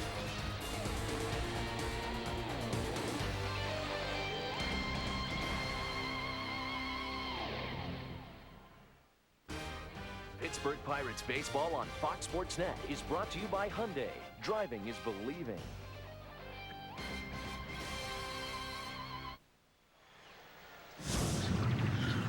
And the Pirates lead it 4-1 as we go to the bottom of the 6th. The Pennzoil protection play. Driving protection. Craig Wilson over into the corner, into the shadows, and coming back with the baseball. Nicely done. There goes Craig. There goes Craig. And I'm going to show you a different look. There it is. Okay. Freeze it right there. As we pan back behind that gentleman, I'm not just the president of the Hair Club. I'm a member.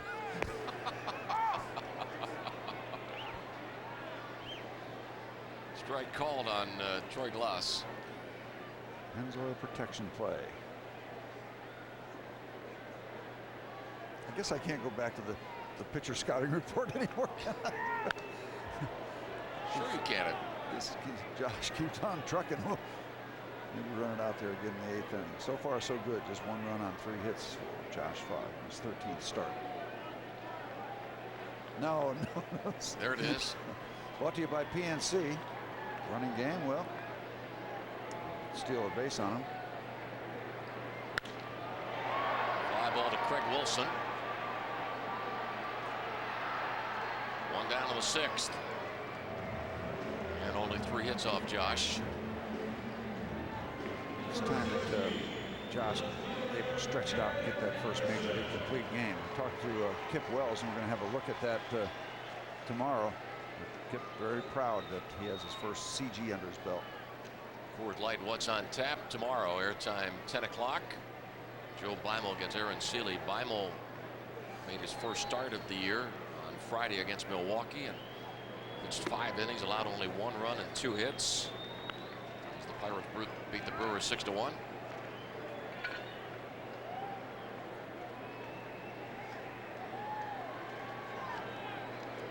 Buccos 4-1 lead. Well, we got on the weekend. We got Mr. Benson and Mr. Wells and Mr. Anderson. But, they don't let you call them by their first name? Well, Names? Not yet. Yeah, it's Chris, Kip, and Jimmy on Friday, Saturday, Sunday. Got to be around a few more years, I guess. Before I can Right.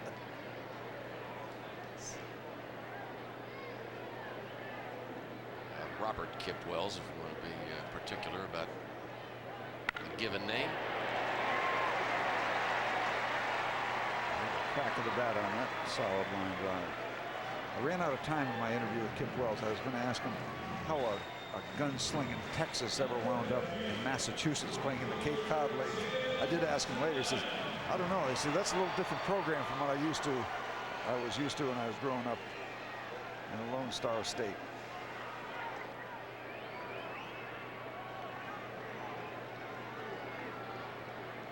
One on and 1 out. Tim Salmon bounced into a fielder's choice in the first inning and walked in the 4th. Pirates 4, Angels 1. Oakland leads Milwaukee 6-1. 6th inning in Oakland. Well, the Yankees have moved to within a half game of Boston in the American League East. The Red Sox lose to Colorado 3-1. The Yankees beat Arizona 6-4. David Wells the winner.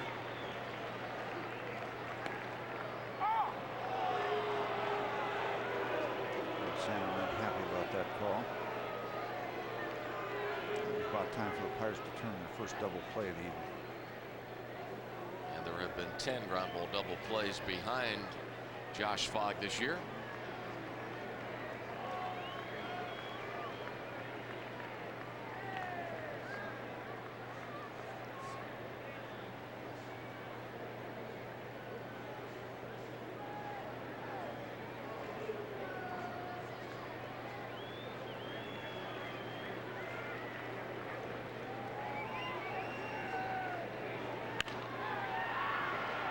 Jack Wilson to Pokey Reese, and they got the double play. That is perfectly timed for the bottom of the 6th inning to get Josh Fogg back into the dugout. Deep in the hole. 6, 4, 3. Go get the bats.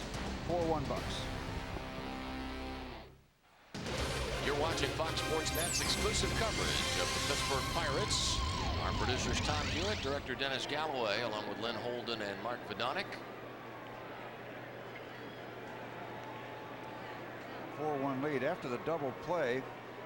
Reese and Wilson. Well, I don't know. Maybe that's just the Pirates' version of flipping each other the bird. I'm not sure what that's all about. But they turned the double play quite nicely, 6-4-3, and it wasn't a conventional type of a double play. Jack Wilson had to go deep in the hole at short, and here he is, Lanny, leading off. Don't start. Don't start. Don't start. What really? What was that? I'm not sure. I'm baffled by what I just saw. Earl Sterling of Sharon, Pennsylvania. I had a Pirate fan down in spring training that was trying to come up with a saying for Reese and Wilson when they turned a double play, referring to the lemonade stand. I'll have a Jack and Coke.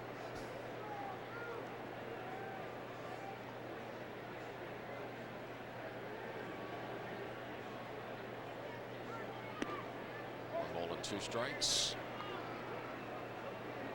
7th inning. After the Pirates were beaten last night 4-3, the Bucks trailed 4-0 last evening and scored 3 runs in the 7th. But the Angels prevailed with Washburn beating Jimmy Anderson. So what's your verdict on this ballpark? Do you like it? I do like it. I think it's kind of neat and clean. They take nice care of it. It's got nice sight lines. It's got a traditional look except for the rock pile in center field, but you know, it's all the Disney operation, so that makes a lot of sense.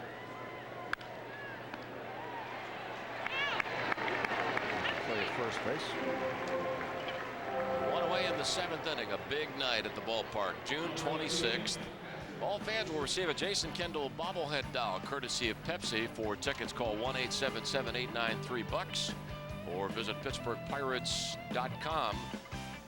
That night, the Pirates host the Montreal Expos. 7:05 game time. Wednesday, June 26th. Jason Kendall bobblehead doll night courtesy of Pepsi.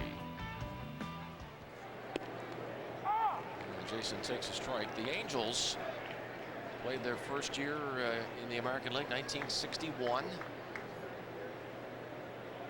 Played 1 year at Wrigley Field here in California, and then some time at Chavez Ravine. 2 outs in the 7th, and the Angels moved into this ballpark in 1966.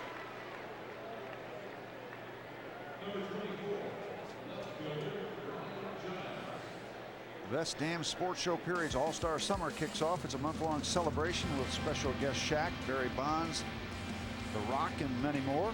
Plus scenes from Tom's bachelor party and Free TV's first Ultimate Fight. Huge stars, complete insanity.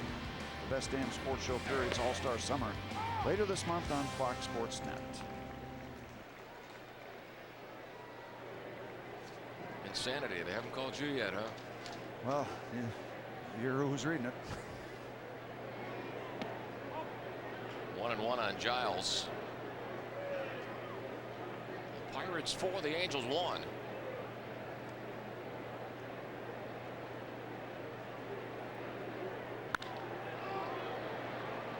And left fielder Anderson. That's the catch. This right-hander Luke Vogt has retired 7 of 7. 4-1 Buccos at the end of 6.5. Now let's check with our Los Angeles studios just a bit up the road to get a sports update.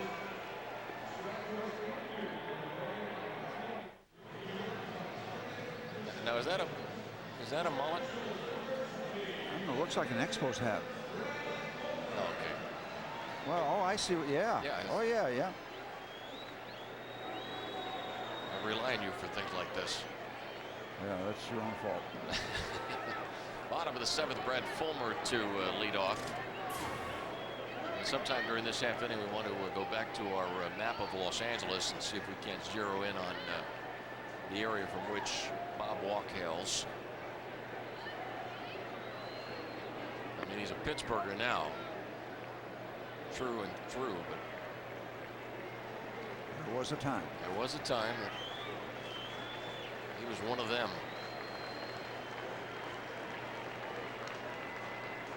From the land of the Beach Boys. 1 strike on Fulmer. 7th inning. Josh Fogg blanking the Angels through 4. Then he gave up a run in the 5th inning. Moved to scoreless 6th.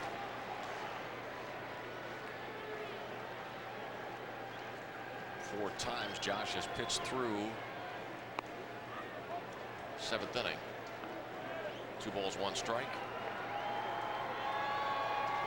Certainly not an alarming pitch count for Josh Fogg.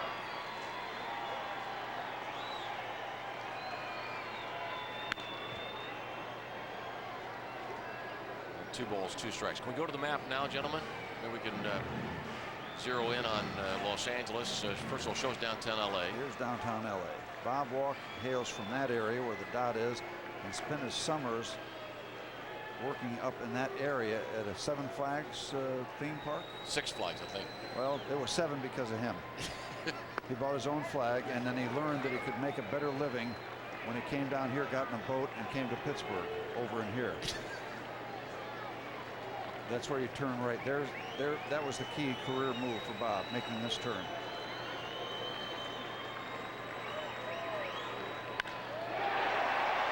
Fulmer jumps on a 3-2 pitch and puts it in the seats. And the Angels have their second run. The Pirate lead reduced to 4-2.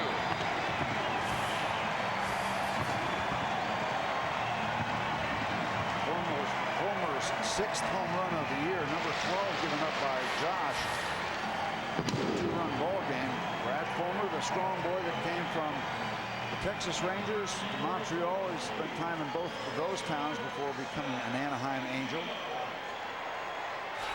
that probably will activate the Pirate bullpen if it's not already started.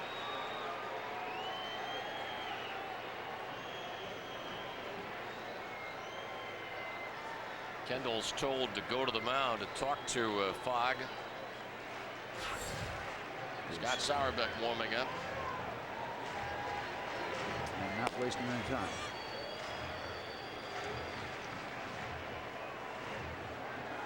Well, Josh Fogg gave up only 3 home runs in his first 6 starts of the year. And now he's been touched up for 9 home runs in his last 7.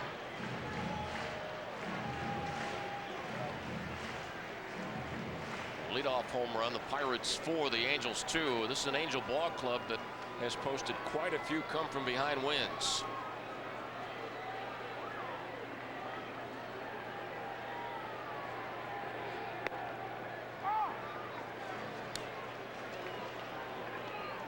Comes right back with a good curveball to start the bat off with Scott Spezio.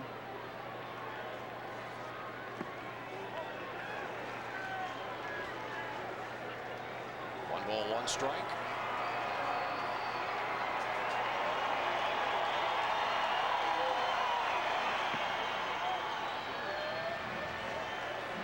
Now 2-1. Spezio in his career before this year had shown a better batting average left-handed, but this year hitting for a higher average from the right side of the plate. As Spin Williams goes out to the mound to have a word with Josh Fogg. The count is 2 balls and 1 strike. Noticeable difference, over 100 points.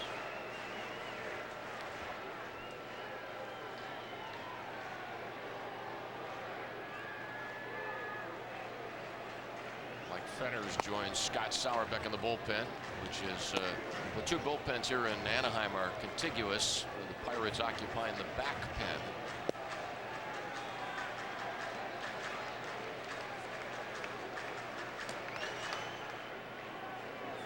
Maybe give me another one to work on. I'm still working on penultimate. Now I got a contiguous now. How about efficacious from the other day? Did you get that one worked out too? No. Okay. There's still time on the trip. I'm going to spend the off day in the library. 2-1 pitch hammered by Spezio, and the Angels have their third run. It was 4-0. Now it's 4-3. The Angels got a run in the fifth. They have scored 2 here in the seventh. The back-to-back home runs of Fulmer and Spezio.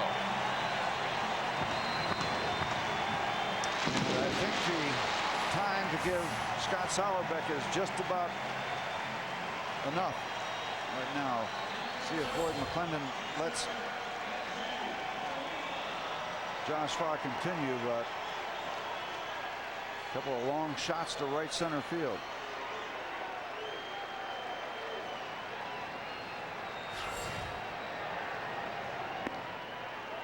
And ball 1 on Molina. On deck is the left-handed batter Adam Kennedy, who already has a double and a triple off Fogg. And 2 balls, no strikes. I know that Mac has told you several times that it's a gut feel sometimes when he feels it's time to pull the plug on the starter. Gut feel plus the 100 pitches. Ground ball to shortstop Jack Wilson. Good chance that's the last batter that Josh is going to see. 1 away. Pirates 4, Angels 3. Adam Kennedy doubled in the third, tripled and scored in the 5th inning. Here comes Mac. And that's all for Josh. He pitches 6 1/3 innings. He can be the winner. He cannot be the loser. 94 pitches for Josh Fogg. 6 1/3 innings that you see. And that's the end of his report card and of his evening. Pirates 4, the Angels 3, 7th inning. And we'll have more from Anaheim coming your way, friends, in just a moment.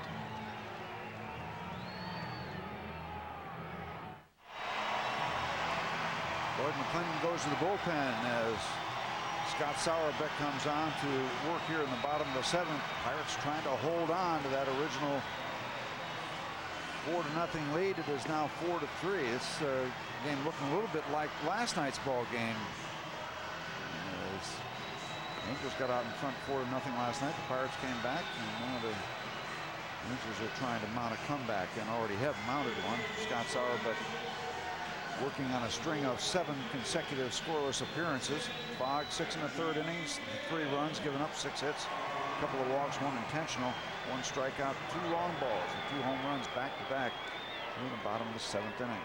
Benji Gill is the pinch hitter for Adam Kennedy, and you just saw Lloyd McClendon pointing to the lineup card. I sense from watching Lloyd's point that he was looking at the number 2 spot of the order. Darren Erstad would be coming up 2 batters removed from this spot of the order. Erstad, left-handed batter, pitched low and inside, ball 1. So it may be that the issue for Sauerbeck to deal with 3 hitters: Gill, Eckstein, and Erstad. 1 ball and 1 strike. Eckstein's a right-handed hitter. Gill batting for the left-handed hitting second baseman Adam Kennedy. Benji Gill last night 2 for 4, and he knocked in the 4th run with his bloop single in the 6th inning.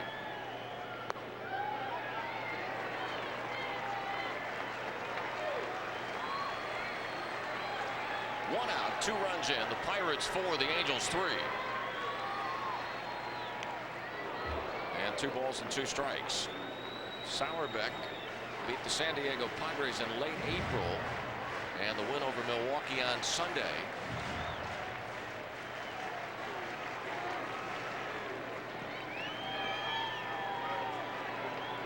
Shakes off a sign, now ready with a 2-2 pitch. A dribbler, and the ball going to die in the grass in fair territory. Why is Benji Gill doing these kind of things to us? The bloop and the dribble.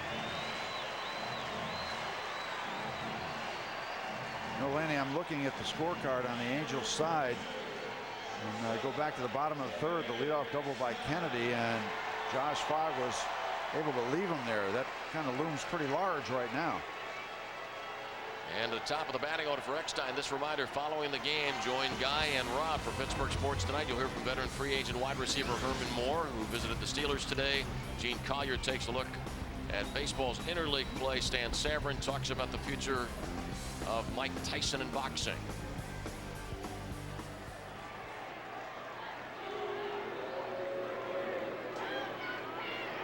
Gill does not have a stolen base this year.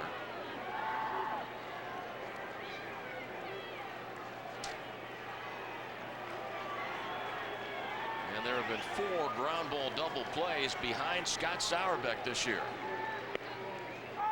Ball strike, third baseman Rob Makoviak at the cutoff portion of the infield and very tight to the line. Center fielder Chad Hermanson over into right center. Craig Wilson playing shallow in right and a couple of extra steps in the direction of the right field line.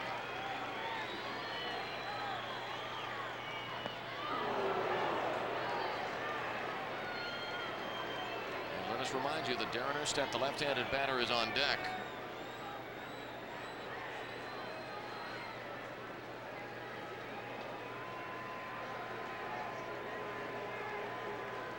Sauerbeck turned to the middle infielders, wanted to know who would be covering if the ball's hit back to Scott. Pokey pointed to Jack Wilson. It may seem like a little thing, but if that ball is hit back to you, you get a good pitcher. I don't care who you are, how long you've been around, you get a little excited. And if you're not sure who's on his way over to cover second base, that can just add to the problem.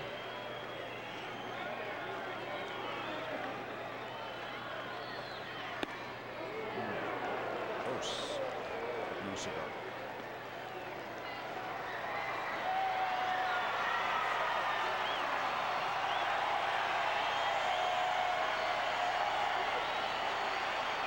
The Pirates had a 4-0 advantage.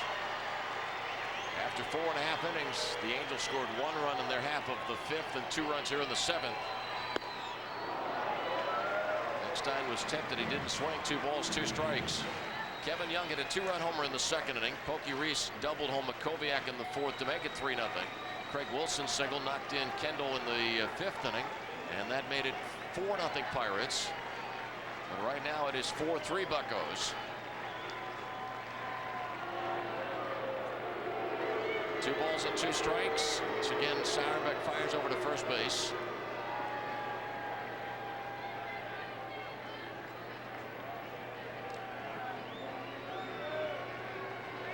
Remember, the Reds beat the Texas Rangers tonight 8-5. The Bucs need to win here to stay 5.5 out.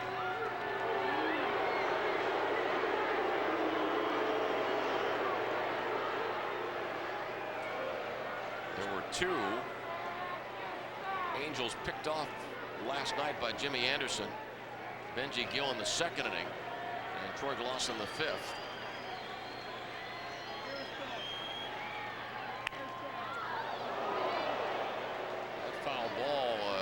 Scioscia tried to catch it. Came off off the fingers of his left hand. He's tough. He's taking a lot of foul balls off his hands. Nothing new for Mike. Normally the foul ball's off his right hand. This one caught him in the left hand. Gill at first base, 1 out. And the Eckstein refuses to go away.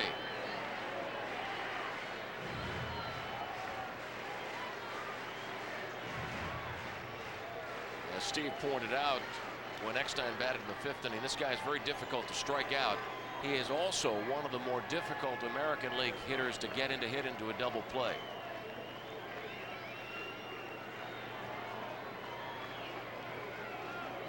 That's a tough combination for the Pirates right now. He doesn't strike out and he doesn't hit into double plays.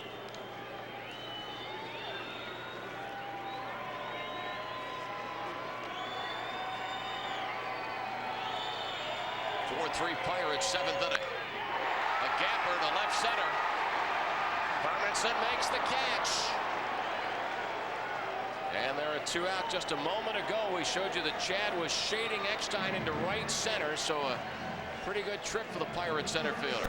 Got a good jump on that ball and is able to run it down comfortably, but it all starts where he is right there. He's going to go over, and that's the key.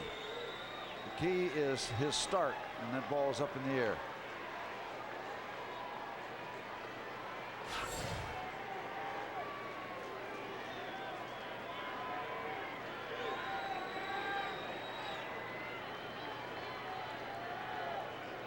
Aaron Oostad, left-handed hitter. The Angel hitter that was pointed out by Lloyd McClendon a couple of batters ago.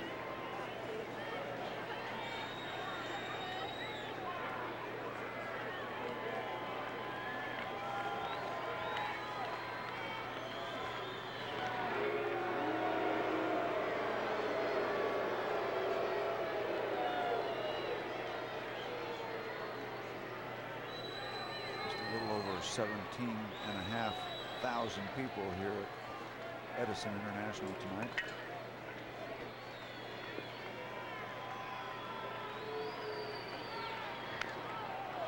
Sauerbeck's out in front of Erstad. No balls, 2 strikes.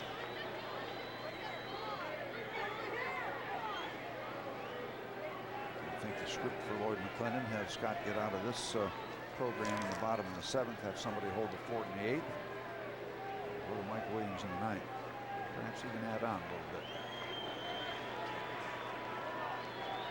Josh Fogg, the Pirate starter, pitching 6 1/3 innings. A pitch out, and boy, there was a lot of confusion on that particular offering from Scott Sauerbeck.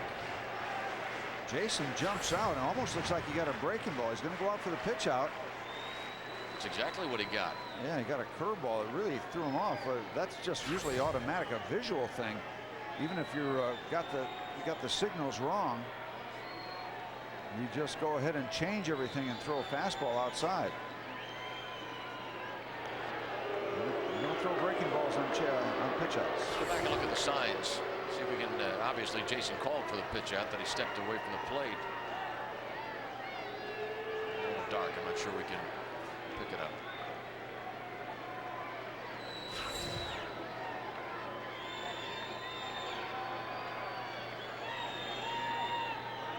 Runner going, huge jump. It's a ball thrown to second base and a stolen base for Benji Gill.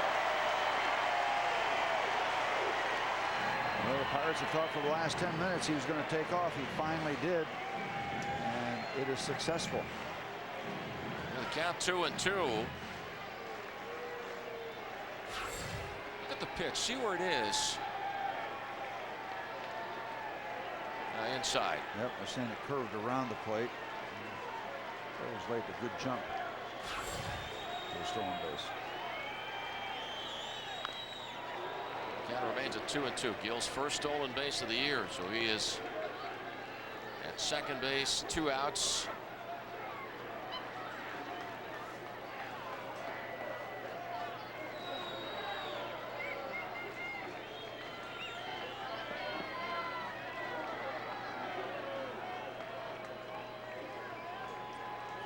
Program in the 8th inning.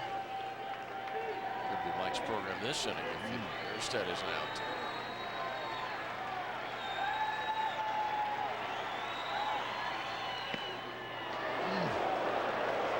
One curve around the inside part of the plate, and Pirates Jason Kendall and Scott Sauerbeck thinking that might have picked the outside corner.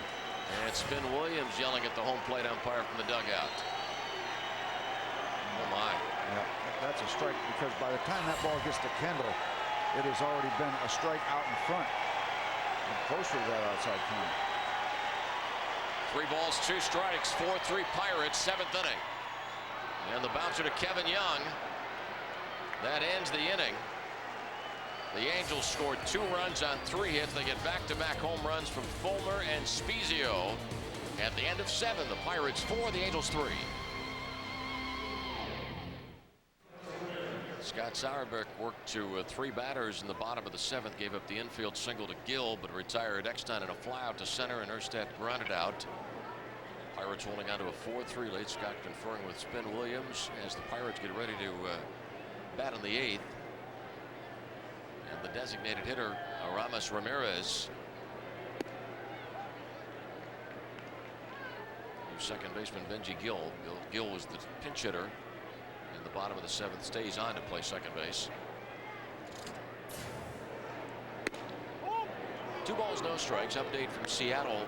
The Cardinals 4, the Mariners, excuse me, the Cardinals 7, and the Mariners 4. 7-4 St. Louis over Seattle. Grand slam hit by Albert Pujols in the 6th inning. A 3-run homer by Tino Martinez in the 8th. And Ruben Sierra has homered for Seattle. Aramis Ramirez, the designated hitter for the first 2 games of this series. 0 for 3 yesterday. 0 for 2 today, plus a hit batsman. Ramirez on base when Kevin Young homered in the 2nd. And Aramis gets a base on balls. First base runner off Pote. Terrific. Now, and a pinch runner. I was going to say, they better get somebody out there.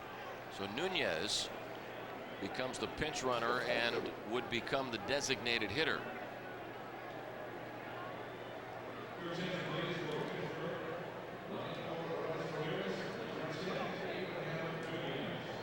But Black going to the mound to talk to Pote.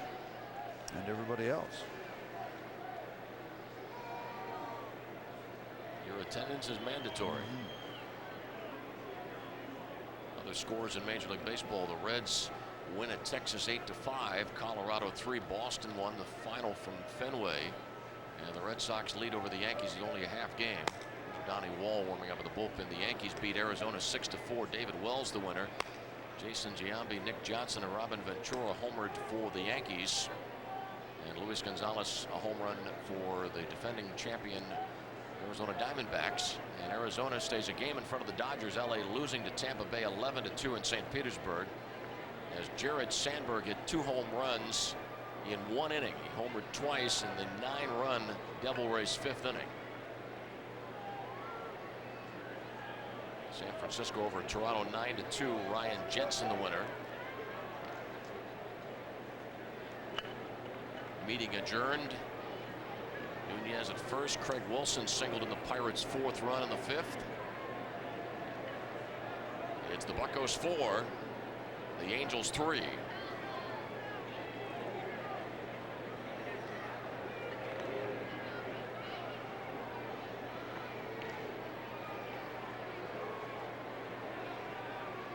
Baltimore over San Diego 6-5 in 10 innings. Tony Batista hit a home run in the 10th inning to win it for the Birds. The Indians over the Phillies 5-1. Bartolo Colon won his 8th. And Bartolo Colon is 10-2 in interleague games.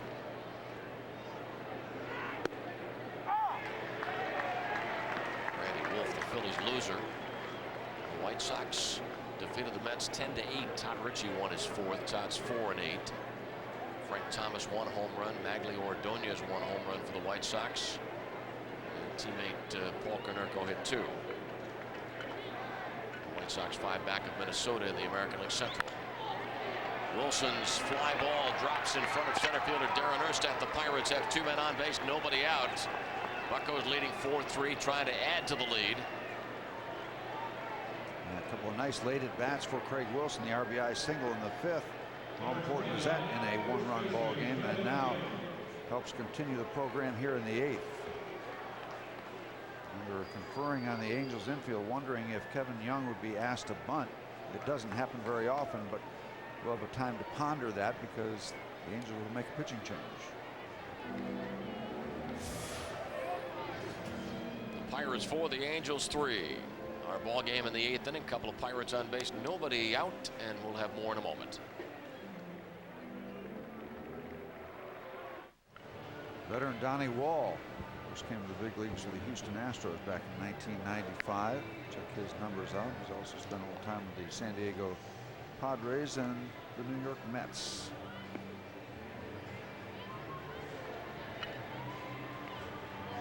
Pope goes at 2 1/3 innings, not giving up a run to this point, just 1 hit allowed and the walk issued. It's all come here in the top of the 8th. He was clean before that, having faced 7 and retired them all. 2 Pirates on base. Some other scores for you. Tom Glavine improved his record to 11-2, lowered his ERA to 1.53 as the Braves down the Twins in Minneapolis 11-0. The Twins had only 2 hits in that game. 7 scoreless innings for Tom Glavine. Keith Lockhart, Vinny Castilla, Javi Lopez, Andrew Jones, and Matt Franco all homered for Atlanta. The Tigers over Montreal 2-1. The Cubs beat the Astros 9-5. Todd Hundley had 3 hits and 3 RBIs in the game, and Sammy Sosa hit his 23rd home run of the year, career home run number 473. 2 behind Pops and Stan the Man. Kevin does show bunt, takes a pitch high, ball 1.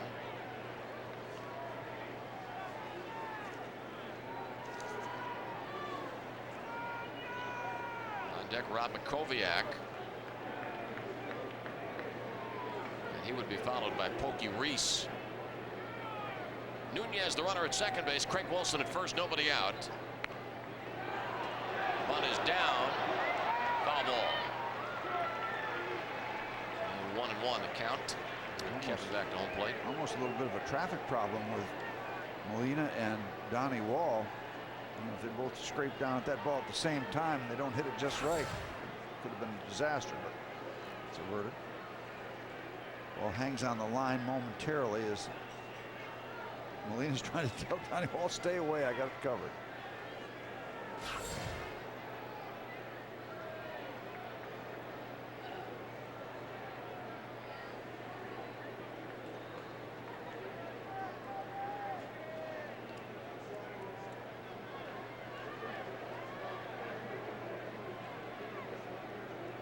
See what develops. There's always that possibility that if Kevin does bunt the runners over, that they walk Makoviak and take their chances with Pokey Reese.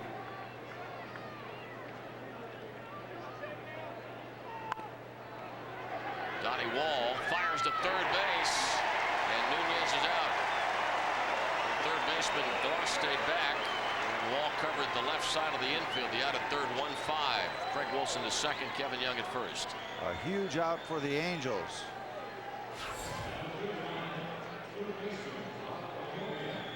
A high chop, and Wall takes the chance, makes the risk, and gets it out. And now Adrian Brown to pinch run for Craig Wilson.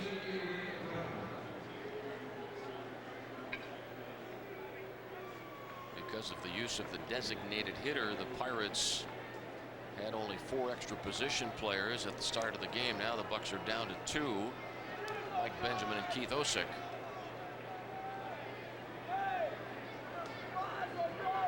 Pitch goes back to the screen on a wild pitch. Adrian Brown to third, Kevin Young to second. So you've got the same alignment for all intents and purposes that you would have had Kevin Young gotten the bunt down. Pirates get a gift.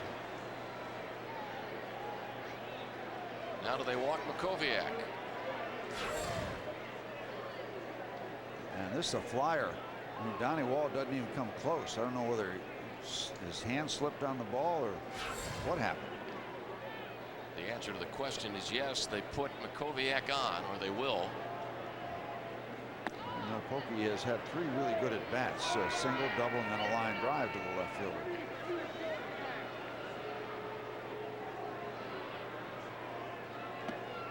Pokey doubled in a run in the 7th inning last night, and his 2-base hit in the 4th inning tonight drove in a run.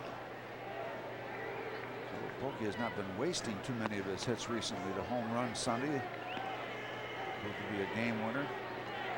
2-run shot that gave the Pirates a 2-run lead. They won by 1.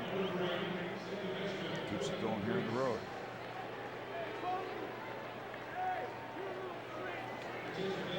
Molina trying to set everybody up defensively and let everybody know what's going on the Angels infield. Well, a lot of options here for the Pirates. And now Mike Benjamin to run for Makoviak at first base. Might be a record, 3 pinch runners in 1 inning. Lloyd is holding nothing back.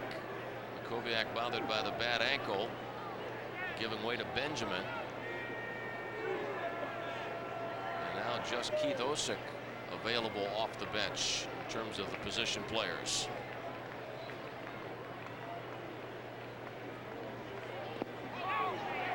Ball one. Now we don't have all of the pinch runners on base at the same time. Almost didn't. Pinch runner Adrian Brown, the runner at third. Kevin Young's at second. The pinch runner Mike Benjamin at first. Nunez, who had been called on the pinch run in this inning, was out at third off the Kevin Young bunt. And the infield drawn up a bit with one out of the bases loaded. 4-3 Pirates. 1 ball and 1 strike.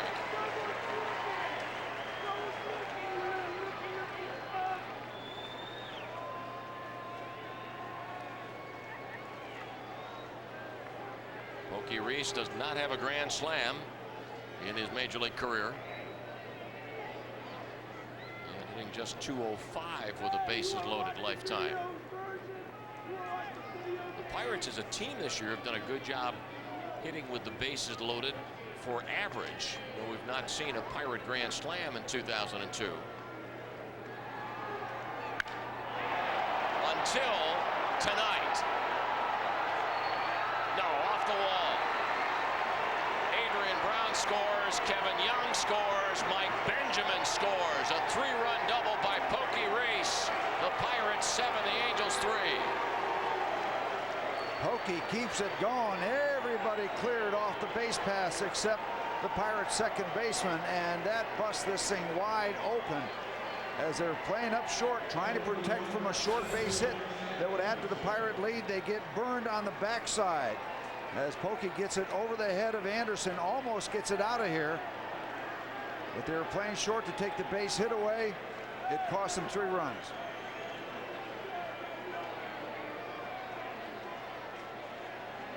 And that's how close it came. Chad Hermanson's ground ball, the throw to third, and Pokey's out. Well, Reese making the base running mistake, and you could see from the replay, by the way, when Pokey hit the ball, that he went into a home run trot. And so after being content with a double that drove in the 3-run, now he's thrown out at third, 6-5, and a fielder's choice for Hermanson.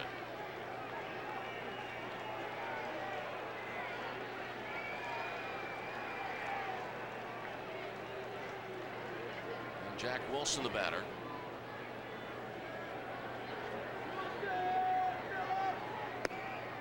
Pirates 7, the Angels 3.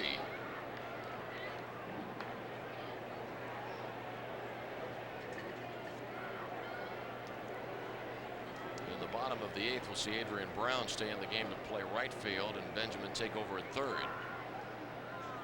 Nunez was the pinch runner for the designated hitter, Aramis Ramirez. Now 1 ball and 1 strike on Jack Wilson. Reese's home run they were talking about Sunday, I think that was in the bottom of the 8th inning. So that was an 8th inning big time shot, and a big time shot here in California. It gives the Pirates a good bit of breathing room.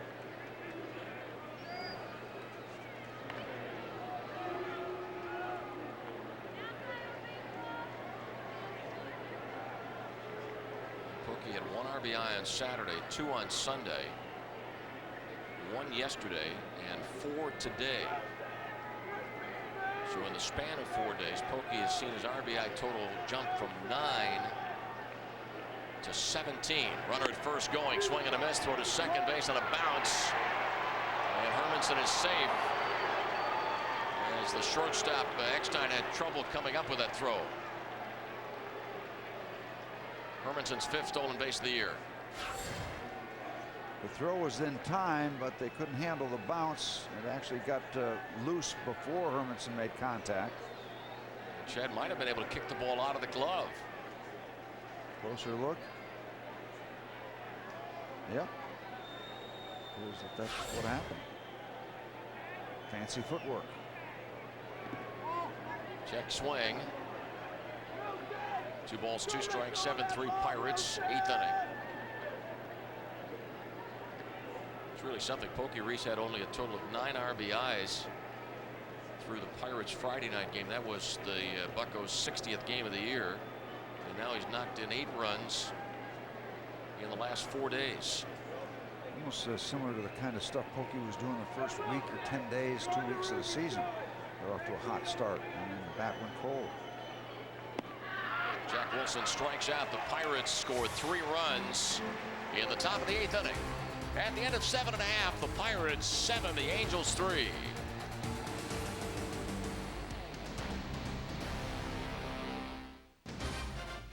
Pittsburgh Pirates baseball on Fox Sports Net is brought to you by Advance Auto Parts. The best part is our people. And by your local Jeep dealers. Jeep, there's only one. Boy, it would be most appropriate if Mike Fetters could pick up a save tomorrow night. We'll talk about that in a moment. Let me first of all set up the Pirates changes. Adrian Brown in right field. Adrian was a pinch runner at the top of the inning. Mike Benjamin takes over at third base with Mike Fetters, the new Pirate pitcher. Mike Fetters was signed in 1986 by the California Angels, the sandwich pick of the Angels, 27th player selected overall that year. And then Mike first came up to the big leagues as an Angel in September of 1989 and got his first major league save pitching for the Angels in 1990, and needs one more save to reach 100.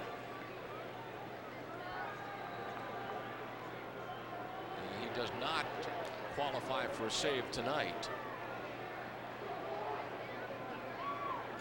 Saw Mike down in the clubhouse before the game, like most relievers do. They'll check the opposing team's lineup, righty lefty, see where they might possibly match up later in the ball game, see what the manager might have in mind that they would pitch against.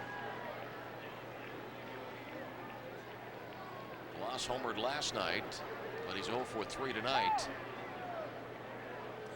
Sauerbeck, another good outing, so that's 8 in a row scoreless for Scott. 2/3 of an inning, no runs, just a hit given up.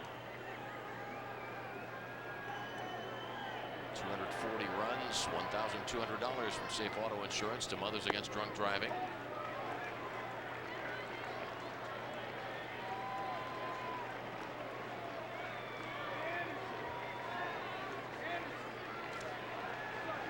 The Milwaukee-Oakland game is a final. The Athletics win at 11-2. Art Howe's team has won 6 in a row. Barry Zito improves his record to 8-2.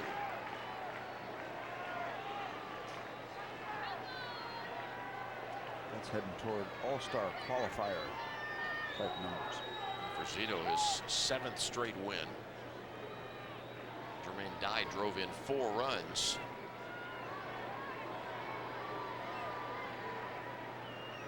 Two-one pitch is called a strike. Oakland right now 5.5 back of Seattle in the American League West, pending the outcome of the Mariners Cardinals game. No, it's in. The final just posted, and the Mariners lose. Swing and a miss. Fetters strikes out Troy Glaus. 1 out in the 8th. St. Louis wins that game in Seattle 7-4. Woody Williams the winner. And the big hit for the Cardinals, a grand slam hit by Albert Pujols. St. Louis stays a game behind Cincinnati. The Reds beat Texas 8-5.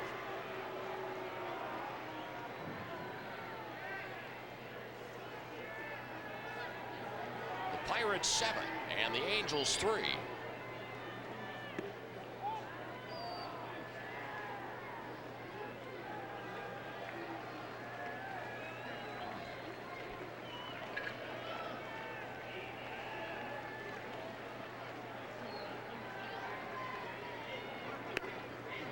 Called strike 1-1. Jim Trudinich, the Pirate Public Relations Director, telling us that in the last 4 games, including today, the Pirates 6, 7, 8, and 9 hitters have gone 25 for 62, a batting average of 403. The roller to Kevin Young.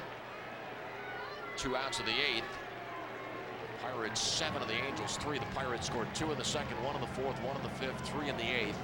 The Angels 1 run in the 5th and 2 runs in the 7th, and the 2 starters are the pitchers of record, Josh Fogg and Kevin Appier. And you just had an example of why players are positioned on the line late in the ball game to protect against doubles. Kevin Young right on the line. That ball smoked. Normally might get down the right field corner, but they're sitting right there. Easy play at first base. Hey, Steve, remember the sign we showed earlier from the young lady behind the dugout about salmon hit one upstream? Yep. She's holding the sign upside down now.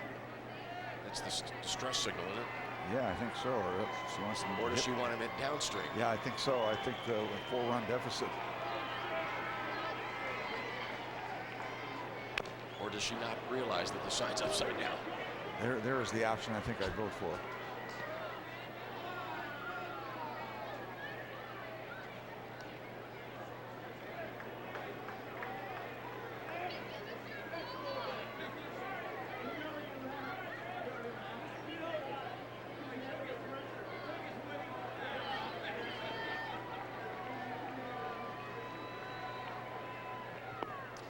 Fetters gets salmon fishing. 1 ball, 2 strikes.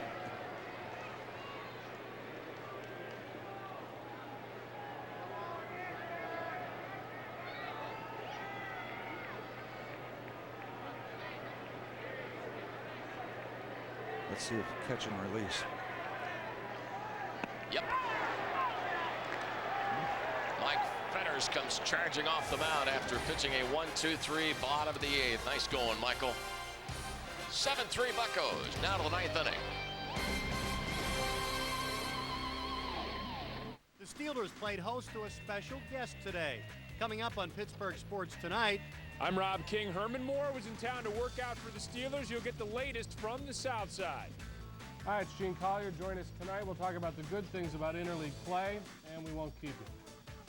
Plus, Stan Savran says you can sound the bell on Mike Tyson's boxing career. Your teams, your town, your show, next on Pittsburgh Sports Tonight.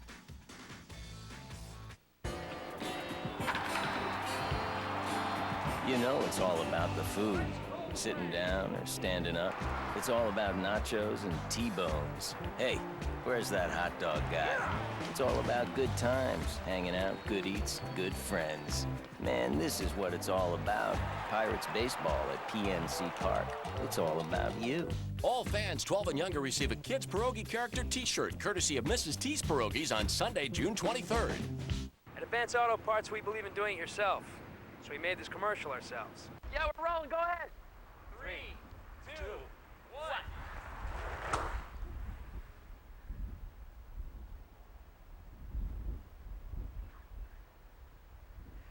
Robbie, can you come down here for a second? We are so getting a raise. It's prices, not prizes. We don't have prizes. Do we have prizes? Subway and Fox Sports Net are teaming up to give away a free trip for 4 to the All-Star Game at Miller Park in Milwaukee on July 9th. Put your name, address, and phone number on a postcard and mail it to the Subway Eat Fresh All-Star Giveaway, care of Fox Sports Net. Pirates baseball exclusively on Fox Sports Net. And thank you, friends, for staying up late with us from Edison International Field in Anaheim, California. And in the 9th inning, Jason Kendall steps to the plate. 7-3 Pirates. Our next telecast tomorrow night. Airtime is 10 o'clock.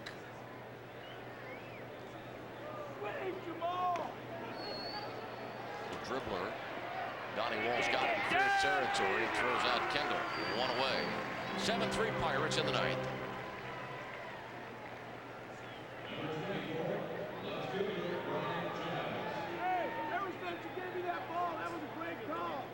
Pirates leading 7-3. Pirate RBIs. Pokey Reese has 4.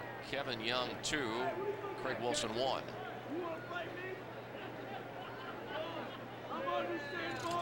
You better worry about your TV.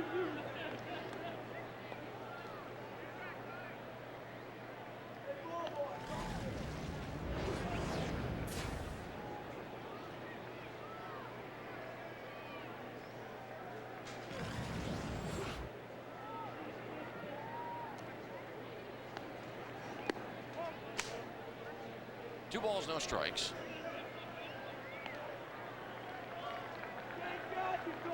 And in the on-deck circle, the Pirates' second designated hitter of the night, Abraham Nunez. 2 balls, 1 strike. Nunez a pinch runner for the original DH Ramirez.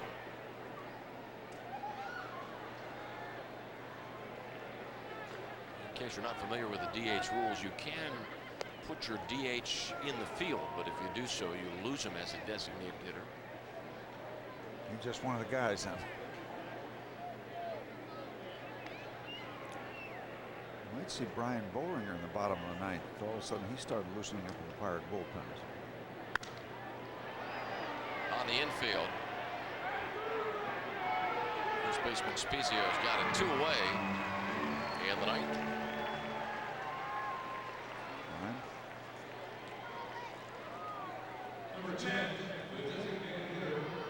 Mike Fetters pitched a 1-2-3-8.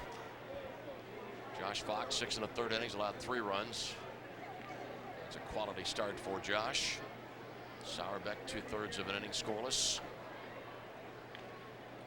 If you ever need to know the current Pirate roster, just check Mike Fetters after he has a successful outing.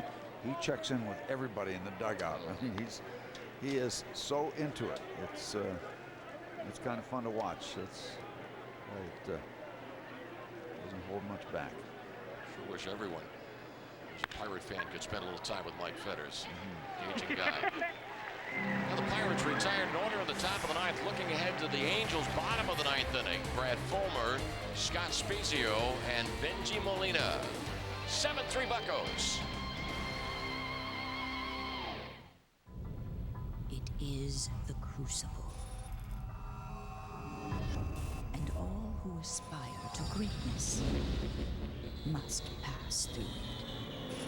It exists to test the best against the best. And against history.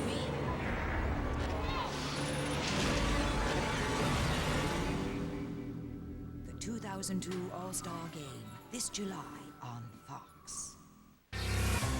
On the next Beyond the Glory, Sammy Sosa escaped poverty, but still faced a rough road to the big leagues.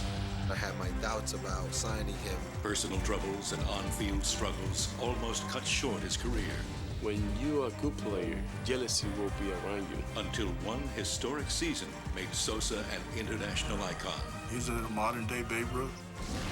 Sammy Sosa, Beyond the Glory, Sunday at 8 on Fox Sports Net. The Steelers played host to a special guest today. Coming up on Pittsburgh Sports Tonight. I'm Rob King. Herman Moore was in town to work out for the Steelers. You'll get the latest from the South Side. Hi, it's Gene Collier. Join us tonight. We'll talk about the good things about interleague play, and we won't keep you. Plus, Stan Savran says you can sound the bell on Mike Tyson's boxing career. Your teams, your town, your show. Next on Pittsburgh Sports Tonight. You're watching Fox Sports Net. Josh Fogg in line to be the winning pitcher tonight. The Pirates 7, the Angels 3, as we get ready for the last half of the ninth. It'll be win number 7 if it turns out that way. Fogg and Fetters.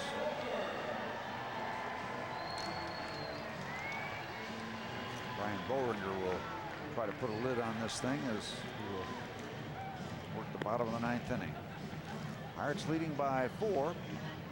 They broke it open with a 3-run triple by Pokey Reese in the top of the 8th.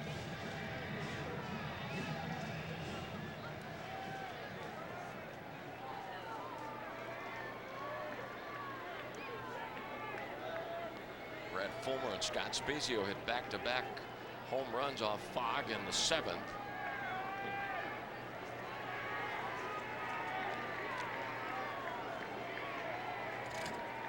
Josh Fogg, 13 starts this year, 8 quality starts. Ball 1 on Fulmer.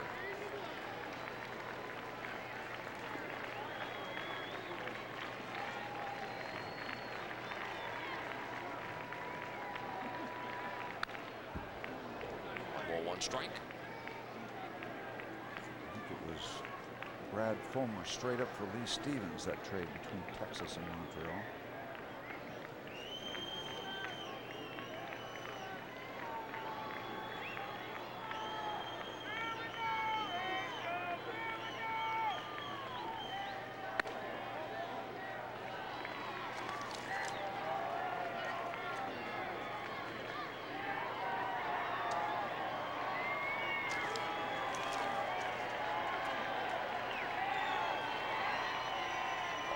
The Pirates 7, the Angels 3.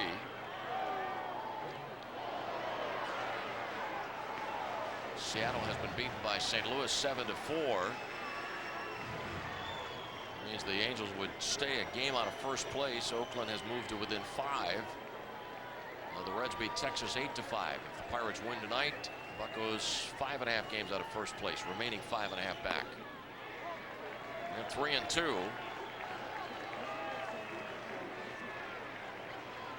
And it would take the Pirates back to within 2 games of that 500 mark. 31st win. 1-33 would be the ledger going into tomorrow night's rubber game. Joe Beimel against Aaron Seeley. Off day Thursday. The Pirates play in Cincinnati Friday and Saturday nights and Sunday afternoon.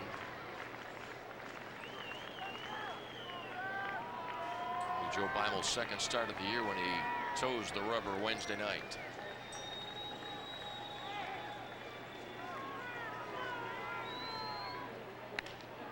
Fly ball to center. Hermanson's got it, 1 out. Is it safe to say that you'll be locked in front of the television set watching a little bit of the U.S. Open on the off day Thursday? As will you, right? Yes, I will. Absolutely. Real anxious to see this black course at Bethpage. Yeah, how about that warning? This is a very difficult golf course. Only gifted players are very good players.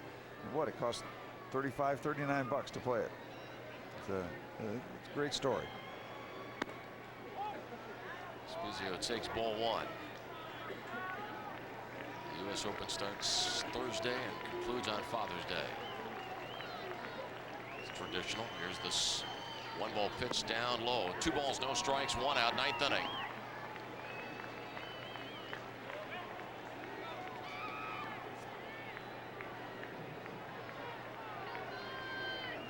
Kevin Young hit a 2-run homer in the 2nd inning. Pirates went on to build a 4-0 lead. Mike Benjamin in foul territory has enough room to make the catch 2 outs. And Pokey Reese tonight drove in 4 runs, a double in the 4th inning, a 3-run double in the 8th inning. And Pokey is our Advance Auto Parts player of the game. What, 2nd time in 3 days?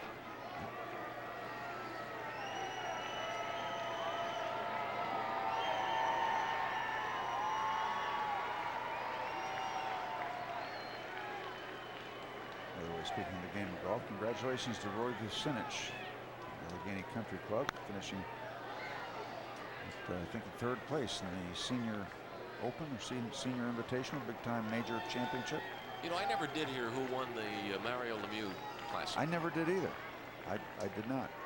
I know Truck Robinson, a former NBA player, was leading after 2. Here's the weak roller to Pokey Reese. This will take care of it. The ball game is over. The Pirates defeat the Anaheim Angels 7-3. There was no doubt about it. Josh Fogg gets the win. His record is 7-4. The Pirates 7-3 over the Angels. Thanks very much for being with us. Now to our studio.